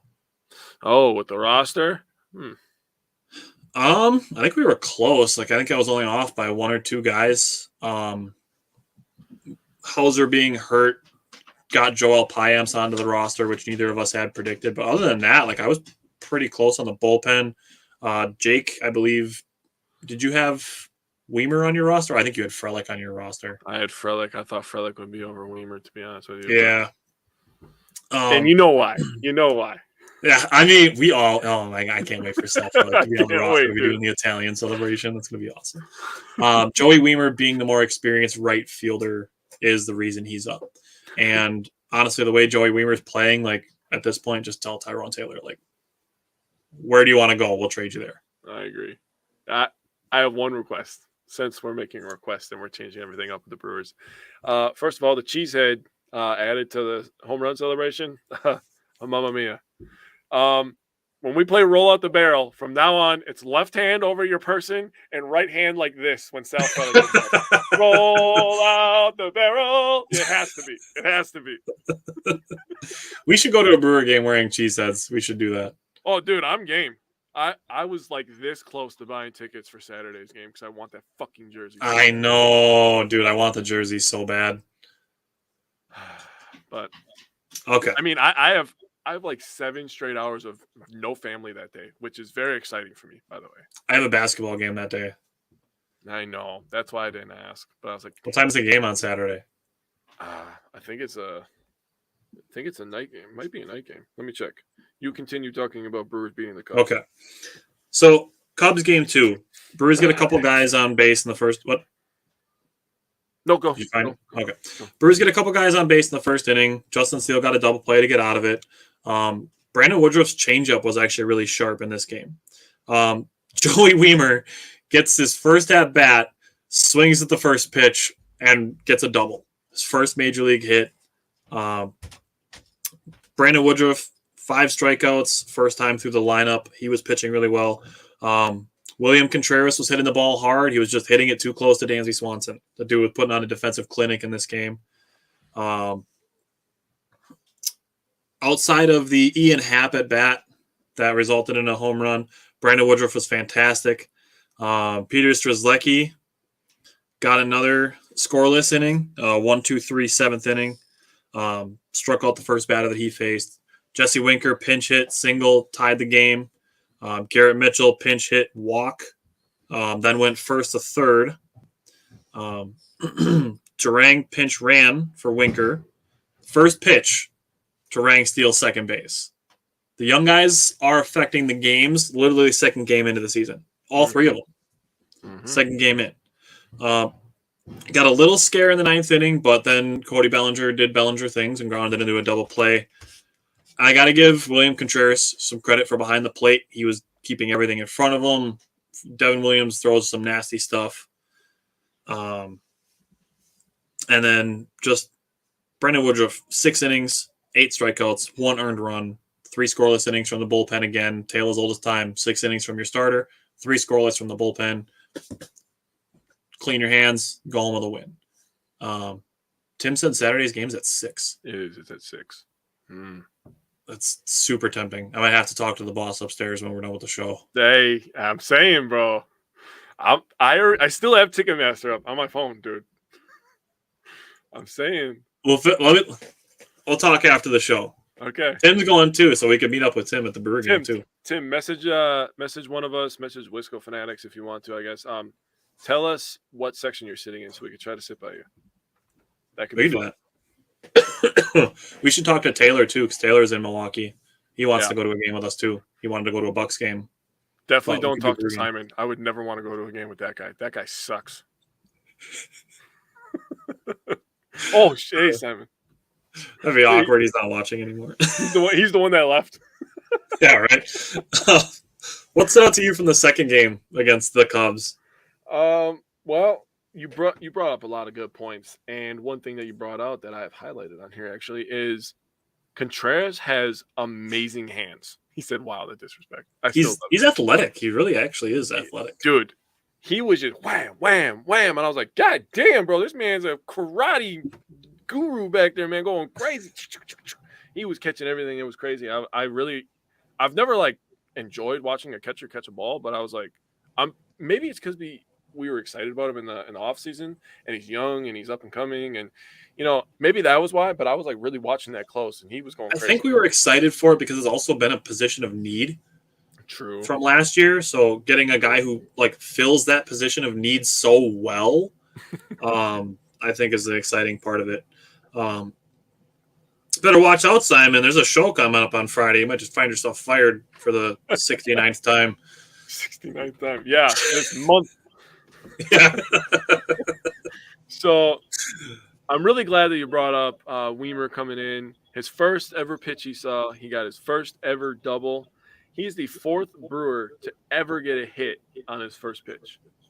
Fourth Brewer ever. That is amazing. I could not find the other three, by the way. I tried so hard. I was using the sites that you were telling me, and I was like, where is this guy? Where are these guys, man? I can't find them. But still impressive. Fourth one ever. Think of all the baseball players, all the games, all the first pitches, like crazy. Anything else you want to say about game 2? We beat the Cubs, so, that was awesome. Yeah. All right. What about game 3? Game 3? There's a lot to unpack in game 3. Yeah. Like a lot of RBIs. Like Winker with 3 of them, Adames with 2 of them. Anderson got his first as a Brewer. And then after that, apparently he was just like, oh, yeah, I can get a lot of RBIs. Turang got his first career RBI. Yeah. Mitchell got his first 2 of the season. Mitchell got his with a stand-up triple. Yeah. Stand up. That boy can fly. Holy shit. Yelly and Turang had doubles. That was Turang's RBI. The one thing, and I always look at this, and I shouldn't because we scored 9 runs, right? And the bullpen was decent, I'll say. Holby Milner, still a stud, by the way. We had 10 left on base, which I always hate when that number balloons so big. But also, if you take it from an optimistic point of view, that means that we're getting people on base. Yep. Giving ourselves more opportunity, walking, whatever way it is. But it seemed to me that this was kind of the game where the team kind of said, oh, light bulb, we could play offense. Maybe that's just my opinion, but they were killing this game. Yeah, I'm going to have another thought on another aspect of the game that happened in last night's game. That it's one of those things where, like, if you look at it the wrong way, it seems like a bad thing. But if you just change your perspective on it, it's actually a good thing.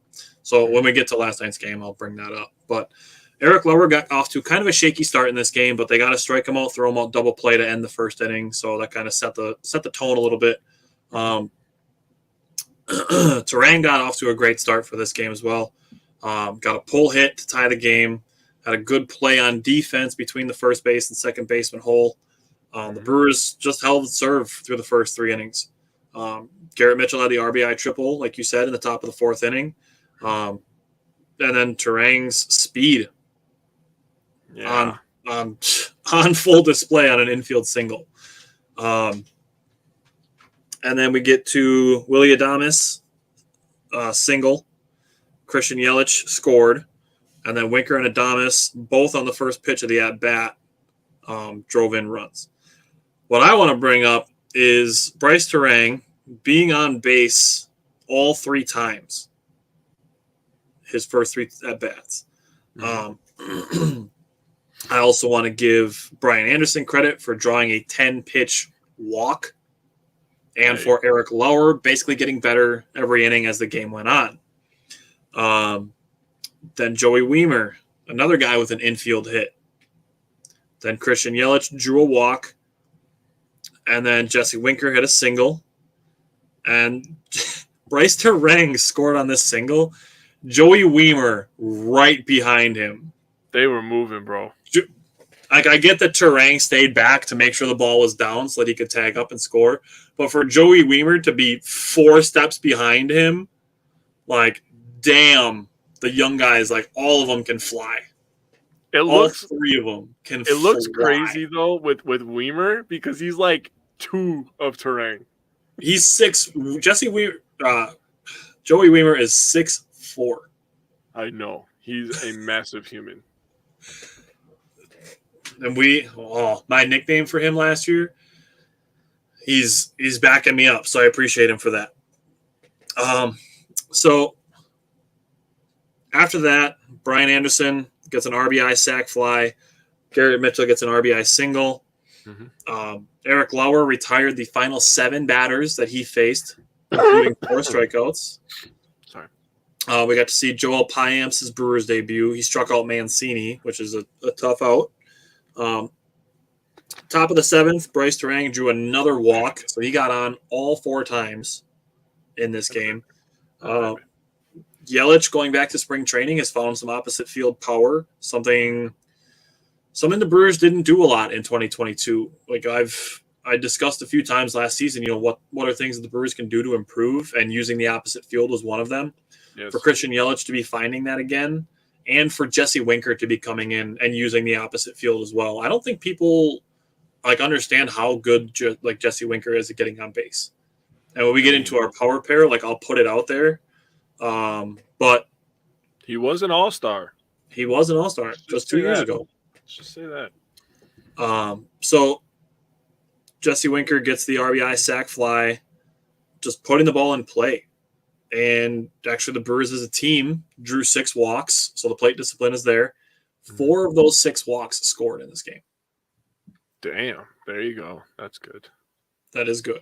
That's something I kind of kept track of last season, was when the Brewers were walking guys, if they were actually coming around to hurt. Yeah, I like that. So what I want to say about Javi Guerra is he's kind of similar to how Matt Bush, Ethan Small, Aaron Ashby, some of those guys are. They all have great stuff. It just comes down to control. That if those guys can control the great stuff that they have, they could actually end up being, Javi Guerra could be one of those guys that becomes one of the underrated performers at the end of the season. That's very fair. So in this game, Eric Lauer, 5 1/3, 5 hits, 2 earned runs, 6 strikeouts, 2 walks. Every player in the lineup had a hit. 4 of the guys in the lineup had at least 2 hits. And 6 guys in the lineup were on base 2 or more times. Damn. That's why Craig Counsell was the underrated performer for that game when I posted the Brewers win. 6 guys on base 2 or more times, led by Bryce Terang, who was on base all 4 times with 2 hits and 2 walks. That a baby. So, great. Nicely done. Anything else you want to say about the Cubs series? Nah, fuck them. That's all I say about them. Yeah, we'll take a series dub on the road anytime. Hell yeah. Fly the W. Yep, talk a bunch of shit after one game. Whatever. It's like run differential. Like I will win 5-0, 5-0, and you can win the 3rd game 10-0. And we both scored 10 runs in the series, but the Brewers won 2 games and you won 1. But you're excited, we scored 10 runs the one game. It's like, cool, we got the series win. What would you rather have? Yeah, I'd rather have dubs. I agree. Dubs. Yep. All right, let's talk about game 1 against the Mets. Man, oh man. This, in my opinion, winning in Chicago was nice, but the Mets are obviously one of those teams looked at and they spent a bunch of money, They spent all of the money. Yeah, they spent all the money, and they're looked at as one of the teams that could win the World Series this year. So when we open up speed on the bases and pitch clock is going to benefit the crew. Dude, the pitch clock is fucking amazing. It's awesome. Pitch clock is awesome. I love it. Absolutely love it. John Stoltz said it's going to be the most influential rule change, like the best beneficial rule change in all of baseball, like the history of the sport of baseball. People that were bitching about it before actually seeing it in action are literally just Karens. That's how I feel. Yeah. Like, why do we need to change baseball? I wanted to drink for 3.5 hours on a Sunday. Right, dude. Like, let's see how it goes first. If there's problems with it, okay, take it back. We'll fix it. But the way that it's going right now, oh, mamma mia. Yeah, we're doing a lot of these today. Yeah. But, and stolen bases are up because you can't check on the runners 7 times. You can do it twice. And the bases are bigger. Man, Tim's onto something. The speed on the bases is definitely going to benefit us. 100%. Yeah. That's fun. We're going to get into this game. I got a couple things to point out. Weimer with an absolute dot. Okay. Not that it was like the strongest throw ever, still a strong throw, but the accuracy off the bounce to one hop, bam, he's out of there. Crazy throw. That's a one hop from the like corner of the outfield. Yeah, and you can't like hop step or anything like that. You have to like straight up just muscle that son of a bitch.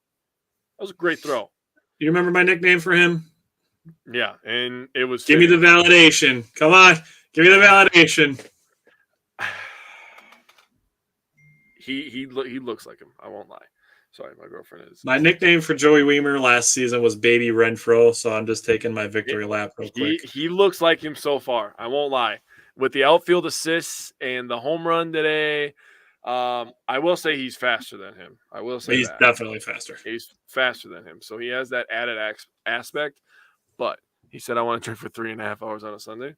Well, you don't have to pick a baseball team because you're in Alaska, so go ahead. I don't know what else you're going to do there, buddy. Sit in an igloo. Yeah. Simon's going to be live on Friday from an igloo. And drinking for 3.5 hours from the igloo. You can do whatever you want out there. Bryce Terang, right? Let's just talk about the elephant in the room, right? Yeah. His first ever home run was a grand slam. Yeah. I have a stat for that. I have lots of stats from this Mets series. I have so many stats. He was the third Brewer ever to have his first ever home run be a grand slam. The other two are Bill Spires in 1981 and Tim Unruh in 1997. Yeah. And awkwardly, he wasn't a rookie, but Sean Markham hit his first home run as a Brewer as a grand slam in 2011. But he's a pitcher, so that's a very, very, very outlier situation there. Yeah, that's a nuts one. RBIs from this game: Winker, Adames, Anderson, Contreras, and Terang, obviously. Anderson and Terang both had homers in this game. The guys with 2 out RBIs are Winker and Anderson. Anderson had 2, Winker had 1. I think 2 out RBIs are big. And stolen bases, Yelly got his first of the year. Terang got his second of the year. So the Brewers are being more aggressive. They're calling hit and runs. Yes. They're giving guys green lights in certain count situations. I mean, Counsell has completely flipped the script this year. And it is working in our favor, I will say. Simon said he's in a hotel for at least the next couple of weeks. Is that just while they're building your igloo, or? That's what he has to do during the day. Yeah, I'm just waiting on the bricks.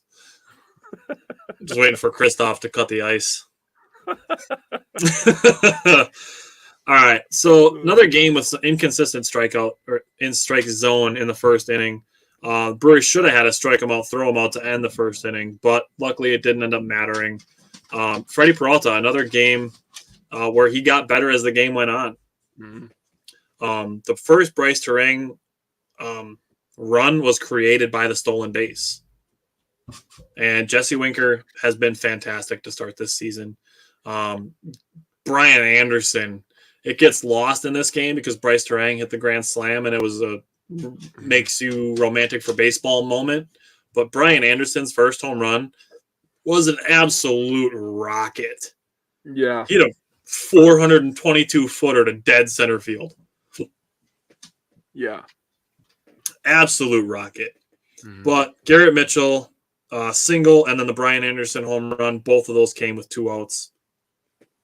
Get to the bottom of the 5th. Christian Yelich draws a walk. Jesse Winker draws a walk. Willie Adames hits a single. Rowdy Tellez draws an 8-pitch walk. Wilson Contreras hits an RBI fielder's choice.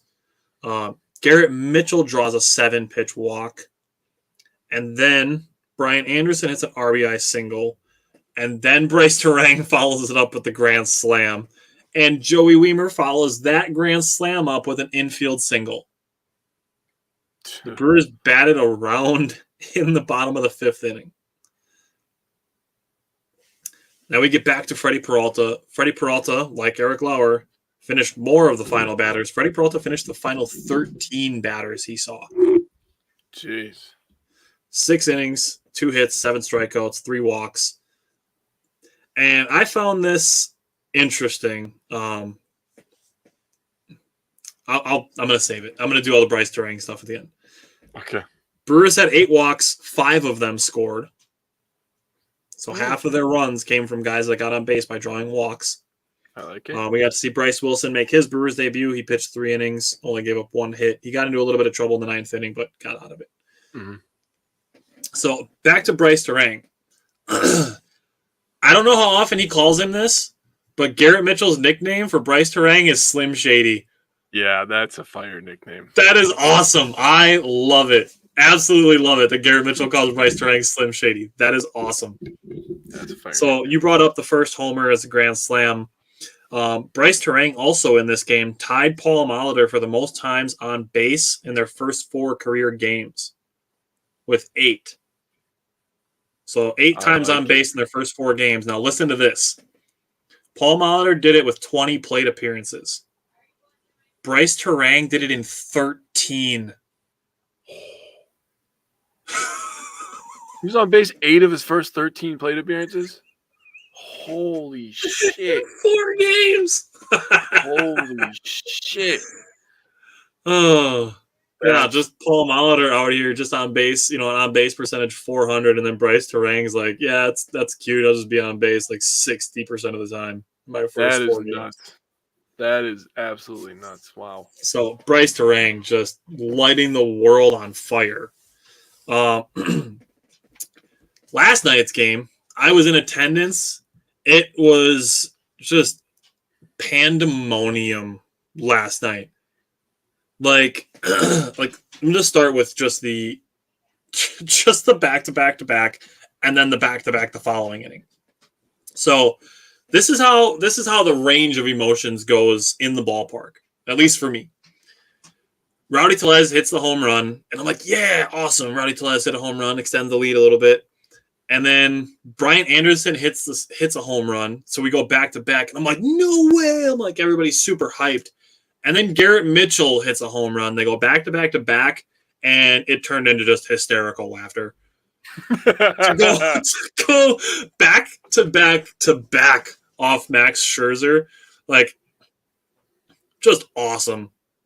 And then we get to the following inning, and Brian Anderson hits another home run, and I'm just like, no, like just super hyped, jacked up. And then Garrett Mitchell hits another home run, and I just burst into laughter again. Just hysterical laughter that the Brewers are just absolutely just pouring it on onto the $400 million baseball team with a bunch of rookies and a guy signed from the Mets division off of an injury season.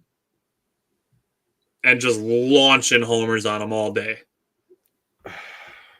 Man, I got to tell you. So I had the Bucks on my TV, and I had the Brewers on my phone, right? So when the start of the 4th quarter happened, I was like, all right, we're whooping their ass. So I put the Bucks on my phone, and I don't pay attention to the phone as much. So it's just there for me to be like, when glance at or okay, we're still winning. Okay, I'll watch this at bat, right? So then when I put the Brewers on the TV, the first 3 at-bats I saw were back-to-back-to-back home runs. And I was like, God damn, I should have did this earlier. No lie, on my daughter's life, that's the first 3 at-bats on my television or home runs.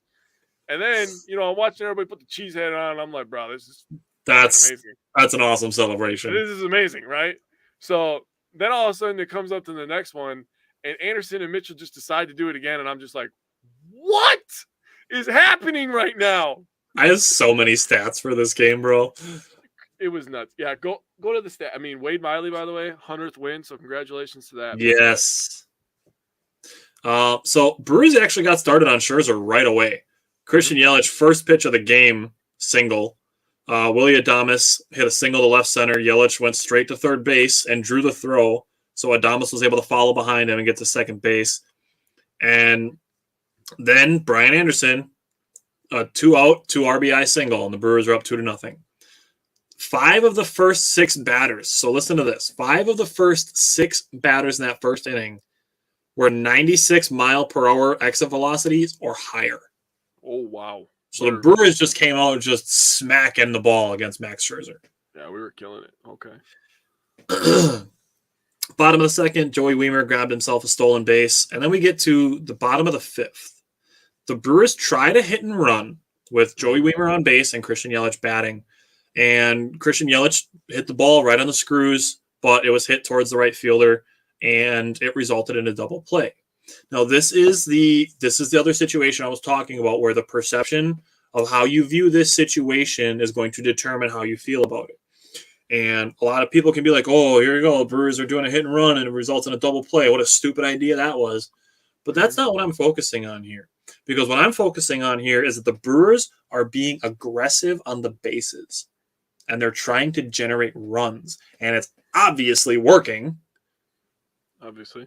And this is a situation where, like, if the Brewers keep doing stuff like this and it's working, like, the Brewers are going to have a damn good offense. Mm-hmm. And we already know the pitching staff is good. Imagine Corbin Burns, Brandon Woodruff, Freddie Peralta, Eric Lauer, and now the important signing of Wade Miley, which we'll get into in a minute, but of how dangerous it becomes to give this pitching staff run support. We've been talking about it. We have been talking about it. So the 6th inning, that's where things get nuts. That's where the back-to-back-to-backs happened. And then the bottom of the 7th is where the back-to-back happens again. So after that, listen to this.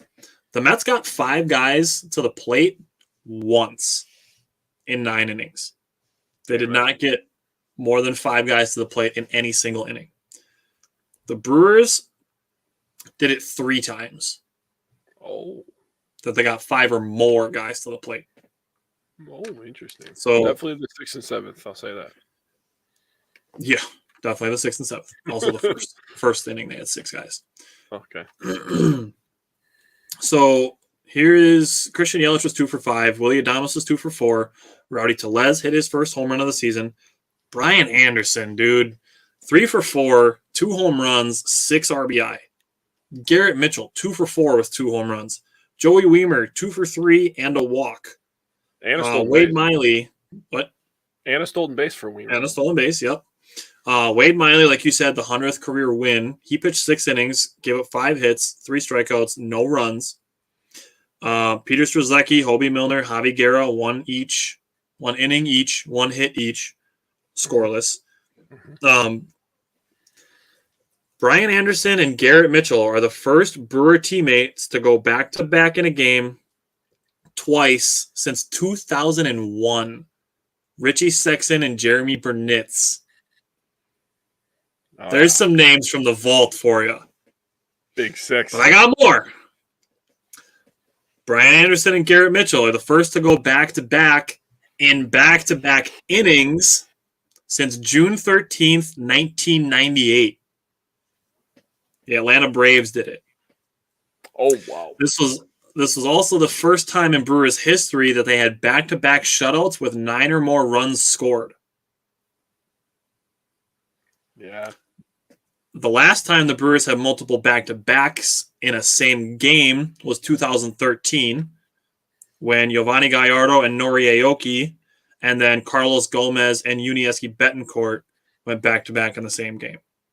Oh, my God. You're throwing out some names, bro. Jeez. The last time the Brewers went back-to-back-to-back was August 8th, 2018, and it was Jesus Aguilar, Travis Shaw, and Eric Thames. Yep. Max Scherzer last gave up back-to-back-to-back homers in 2017. The 5 earned runs that he gave up were his most in 25 starts as a New York Met. Oh. Damn. I told you I had stats for you, bro. Damn. All right. Then we get to today's game. Corbin Burns got a hit by pitch in the first inning. It did end up hurting. That scored. Wisconsin native Owen Miller got an RBI single, followed by Joey Weimer's first home run. It's just another no-way moment from the rookies. Pete Alonso tied the game and took the lead on home runs. Willy Adames' first 2 plate appearances today were both walks. So Willy Adames, for his plate discipline to improve, is something for him. Yes. In addition to his home run, Joey Weimer had a diving catch. Then Brewers tied it at 6 in the bottom of the 5th. Christian Yelich drew a walk, and then Luke Voit had his second hit of the day, moved Yelich to 3rd. And then Luke Voit stole a base. He did. Uncontested. That's one of those things where it's like when Rowdy Tellez does it, it's like, holy shit, that guy stole a base? Yeah, Luke Voit just stole a base. Yeah. And it mattered because Jesse Winker delivered again with another 2 RBI double to tie the game at 6. Jesse Winker's 3 at-bats today, the exit velocity, 105.8, 102.5, 106.4. That last one that you said is the one I was talking about where I was like, oh. Jesse Winker's smoking the ball. Yeah, he is. I got more stats for him later too.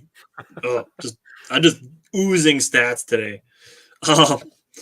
Good defense by Luke Voit, top of the 7th, in between the first and second base hole for him to play a tough hop and make the play on it. Peter Strzelecki thankfully okay when he was stepping towards the base. Matt Bush put up a scoreless 8th inning. Devin Williams put up a scoreless 9th inning. And then Garrett Mitchell hit a goddamn walk-off home run. I just, this series just went crazy and crazier and crazier as the series went on. They just beat the shit out of the Mets 10-0. Bryce Terang has a grand slam. Then they beat the Mets 9-0. They beat the shit out of them 9-0. They lay 5 earned runs on Max Scherzer. They hit back-to-back-to-back homers and then back-to-back homers. We're running laps. Yeah. And then today, Garrett Mitchell just hits a walk-off home run in the bottom of the 9th. Like, see ya, get out of our building with a sweep. This is just nuts. It's crazy. This is the first time the Brewers opened the home series with 3 wins since 2008. Oh, damn. Oh, I'm getting real 2008 vibes, bro. I did not want to make that connection, but I saw some people as being like, is this how it felt when we had Weeks, Braun, and Fielder all at the same time? Yeah. Steve is definitely on the right track. So the crew are finding new ways to create excitement, and it's absolutely here. Steve also said always hated playing against Winker. Happy we got him. He was a Brewers killer. So for the Brewers to get him, knowing that he's succeeded at American Family Field is true. I'll let you give some thoughts on this before I wrap up what I want to throw out from the series as a whole. So before I get too serious, I just want to tell people to relax on Corbin Burns. Okay. He's struggling. It happens. He's not going to be perfect and dominant 100% of the time. Giannis has off days. I mean, we just watched the greatest quarterback in our history of Green Bay Packers fans, and I'm not leaving it up for debate. Rodgers is the best quarterback we've ever seen. We just watched him have a down year, right? And we've seen it before. In 2019 he had a down year, so it's not like they are human. Yes. So I just want people to relax because he's going to be okay. I promise. Let me throw this out as an alternative. How about instead of being like, damn, what's wrong with Corbin Burns? Why don't we credit the rest of the team for picking him up? Yeah, and he absolutely deserves that for all the times that he's pitched gems and we give him 0 run support. It's all right. He's off the hook. Get him off the hook with a no decision when he's struggling. He didn't take an L today. It's whatever. It's fine. It happens. Yeah. But I watched. I keep bringing up that Winker hit because I don't know, man. When I saw that, my eyes were like, "Whoa, holy shit!" Like he killed that baseball. And then for freaking Garrett Mitchell to have the fucking audacity to just step up there and just be like, "I'm the big dick in the group, man." And so just casually launch his third home run in his last 4 at bats. I literally stood up and was like, "No way." And it was like, "Yeah, way, dude. Yeah, way. Like, believe it." And I was like, Garrett Mitchell's like, "Hold my cheese head." And, I just remember thinking to myself, like, this is going to be a really fun summer, dude.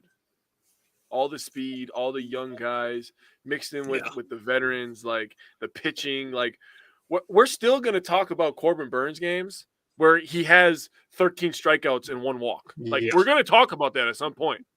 He goes 7 2/3, or he goes 8 innings. Like, we're gonna talk about that. That's gonna happen. Yeah. But to have people like Garrett Mitchell on this team, who is just so exciting, and Joey Wiemers, and I hope, man, if we get Sal Frelick on this team, bro, I swear to God, I'm telling you, I said it during the primer. 2023, we are gonna teeter from either dynasty or full rebuild. And I know I'm a small sample size person that's like, don't put a ton of stock into small sample sizes. But through the first 6 games, it's definitely leaning towards one side of the fence. And I'll let you decide which side, of the fence we're leaning towards. Well, the other day I was, because they bring it up every game, right? With all the young guys, they keep making the 08 references. And I'm like forcing myself to like not go there in my own head. Because, we were young back then, man. And, we were still playing baseball at the softball diamonds and by the middle school. And, thinking about young Ricky Weeks and Prince Fielder and the J.J. Hardys and Corey Hart and Ryan Braun. And, I mean, those were exciting times, man. And we won a lot of fucking games. We had a lot of good times, and, we all fought over being Ryan Braun and shit as kids. So, like, for my stepson, growing up, and I'm teaching him sports and stuff, for him to have these guys, like, these are going to be the new age guys that he remembers when he's our age that we are right now. Yeah. And I'm just so happy for him for that, because this next group that is coming up, they're all 5-tool.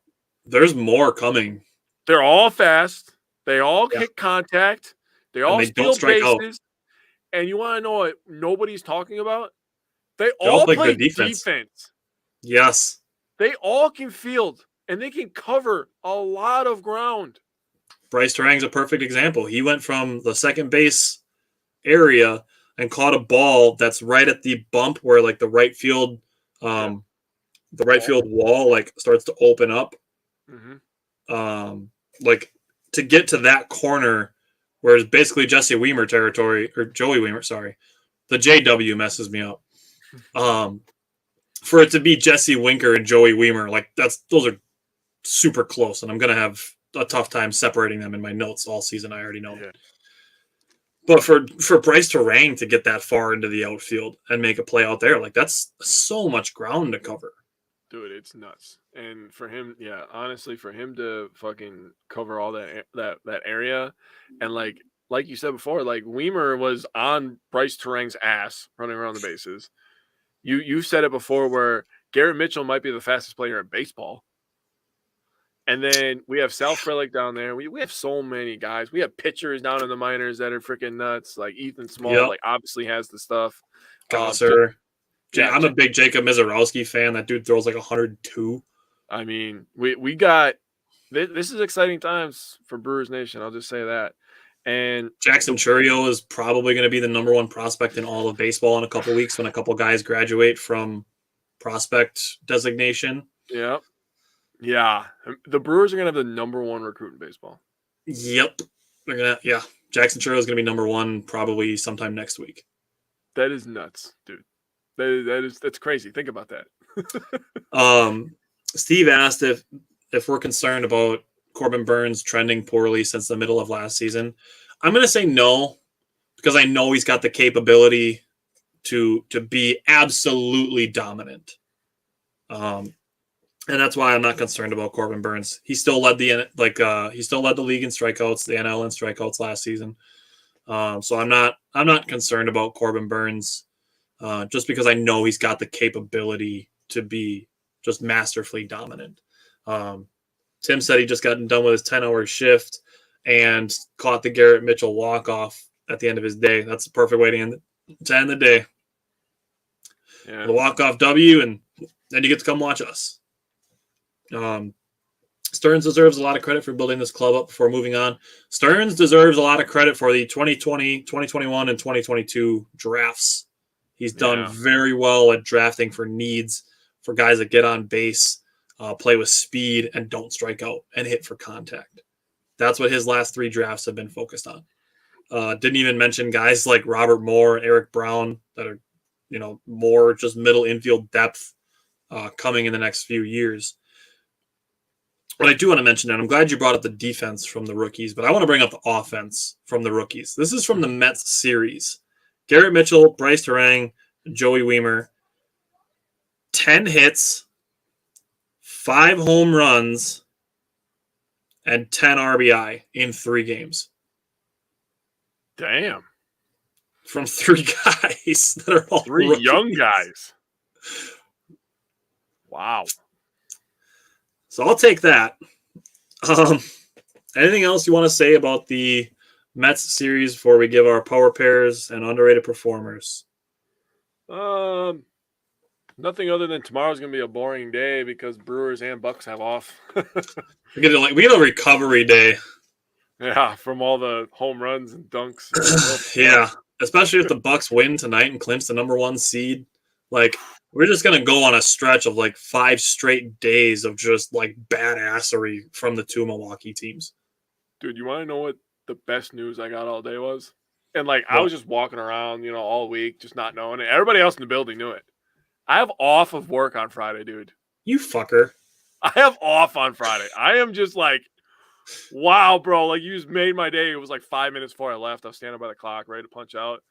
They're like, oh, man, tomorrow's Friday. I'm thinking, there was 4 people that said, I'm like, is there going to be nobody here tomorrow or on Friday? I was like, am I working by myself? And they're like, dude, nobody's going to be here. We have off. I'm like, what the fuck? It's awesome. Steve said, I wonder if the young guys realize they're not supposed to be doing this and together. Hey, the comparison that I made was the Brewers could set themselves up to be how the Astros are. I could see that. I really could. When you first said it, I was kind of like, man, this guy is just crazy. It helps having David Stearns being a guy that came from that organization and is possibly going back. True. So, power pair underrated performer, we discussed this because we had such a hard time narrowing it down to just one position player for a power pair, 1 pitcher, and 1 underrated performer. Because that's how we do the power pair for the Brewers. We do 1 pitcher, 1 position player, and then the underrated performer can be either. Mm-hmm. So give me your power pair pitcher first. I feel like this is kind of a cop-out, but the first one of the 2023 season, Hobie Milner. Nice. I'm not going to lie, dude. I was expecting him to take a little bit of a step back, but he literally just came into this season and he's just as dominant as he ever was. And I was like, yeah, consistency is a big thing for me. So to be consistently that good is something special. 3 1/3, 1 hit, no earned run, 1 K, no walks. That's what you're looking for. And he paints the bottom of the strike zone like nobody else, dude. Dude, and lefties just cannot touch him. He's such a weird angle the ball's coming at, I think. Yeah, a big Hobie Milner fan. And in that same vein, the guy, basically Hobie Milner inspired the underrated performer pick for the primer. True. And my pick for the quote-unquote Hobie Milner award for the preseason underrated performer pick, mine was Peter Strzelecki. And he gets my first power pair pitcher nod of the season. Yes, sir. For him to make 4 appearances, to pitch 4 innings, only allowed 1 hit over those 4 innings. Peter Strzelecki is my power pair pitcher for the week. Who is your position player? There's 69 players you could have chosen from. Dude, for this. We agonized about this all day. We're like, dude, how do we pick 1? I gotta say, man, for this to be the most stressful part of my week is who am I gonna pick for my power pair for the Brewers? Fucking A, dude. Right now. Life What is a good great right now. problem to have. Fucking A. Seriously. So it's kind of a dumb reason, but he went 6 of 19, which translates to my daughter's birthday. So Garrett Mitchell gets the nod, man. Oh, okay. 315 average, 5 RBIs, 6 runs scored, 3 home runs, his first multi-home run game, and his first walk-off in the last 2 days. Well, his first walk-off home run. He hit a walk-off single against the Yankees home run. last year. Sorry. I will say that better. His first walk-off home run. He did hit a walk-off last year. Yep. And 2 walks. So this guy's just getting on base. He's hitting for power, hitting for average. He's doing it all, man. So I went with Brian Anderson. He's gotten a hit in all 6 games. So he started the game at the start of the season on a 6-game hitting streak. He's batting 500 through the first 6 games. Jesus Christ. He's got 3 home runs. He hit 2 of them last night. He's got 10 RBI in 6 games. 6 of them came yesterday. Yeah. And he's only struck out 5 times in 6 games.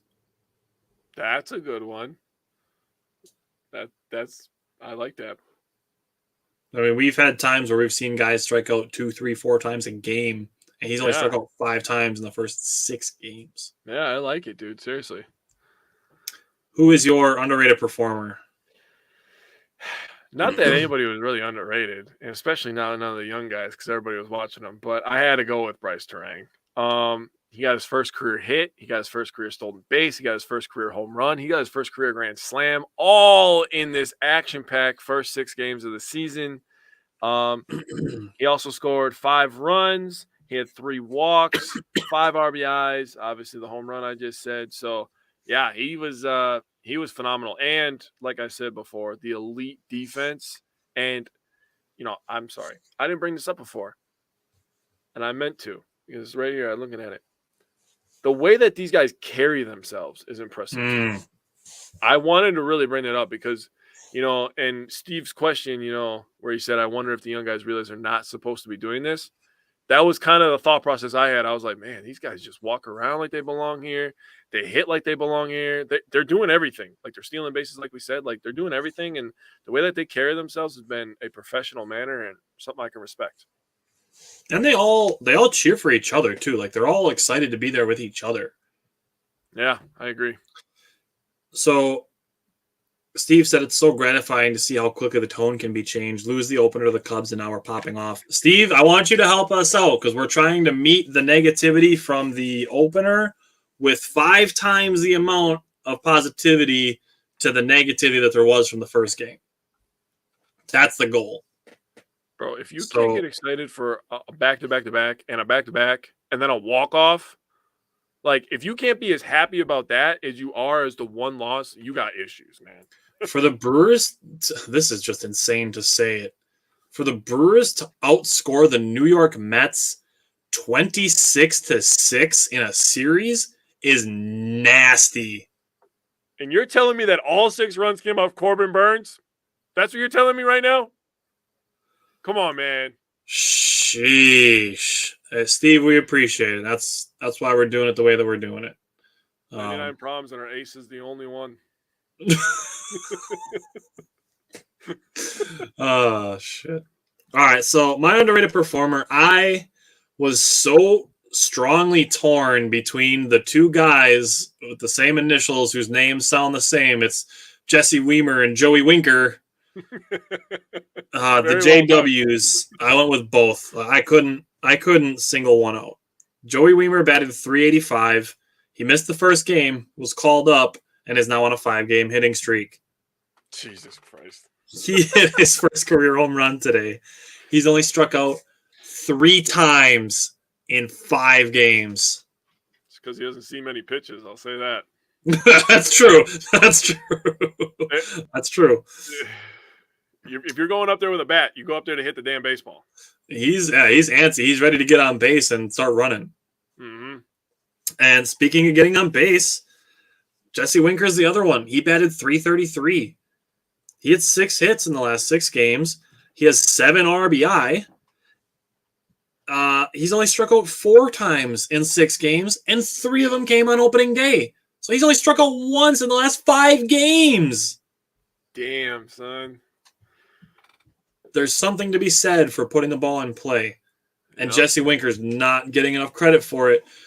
And I don't think he's going to be mad at it, but it's being overshadowed by how well the rookies are playing. And it's a fantastic problem to have for the Brewers to be on their 7th all-time 5-1 start, their first time since 2019. We both predicted 4 in 2 weeks, and here we are sitting 5-1, and the loss came on opening day. Yeah, I love it, man. So, did you get to watch any of that freshman series? I did not yet. Okay, so there was just one line in there, and it's from Joey Weimer. And when you were talking, and it's what inspired me to say what I said. He's up there for batting practice, right? He's just up there hacking. Wow. He misses a couple. He's cranking them, right? And the coach, whoever was throwing the pitches, is like, "You're not seeing any pitches." This is literally what he said. He said, "Fuck that. I came up here to swing."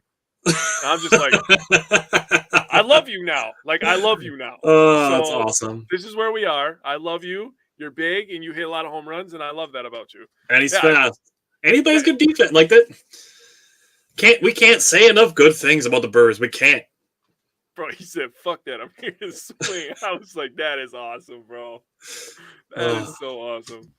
Oh, man. All right, man. Hopefully we get a Bucks win tonight. We can kick off Thursday. We just have a relaxing day tomorrow and just let it be. Let it roll out. Yeah. Last thing, we'll end it off with this again, just our special announcement for next Wednesday. We're going to be having Amari Snowden, Badgers recruit for the 2023 season, joining the show next Wednesday. So we're excited for that. And with that, we will see you all next Wednesday.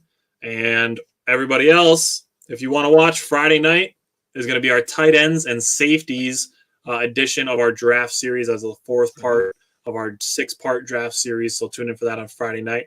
And Jake, I will see you on Friday night. Hopefully everybody else is tuning in as well. Yes, sir. See you all there.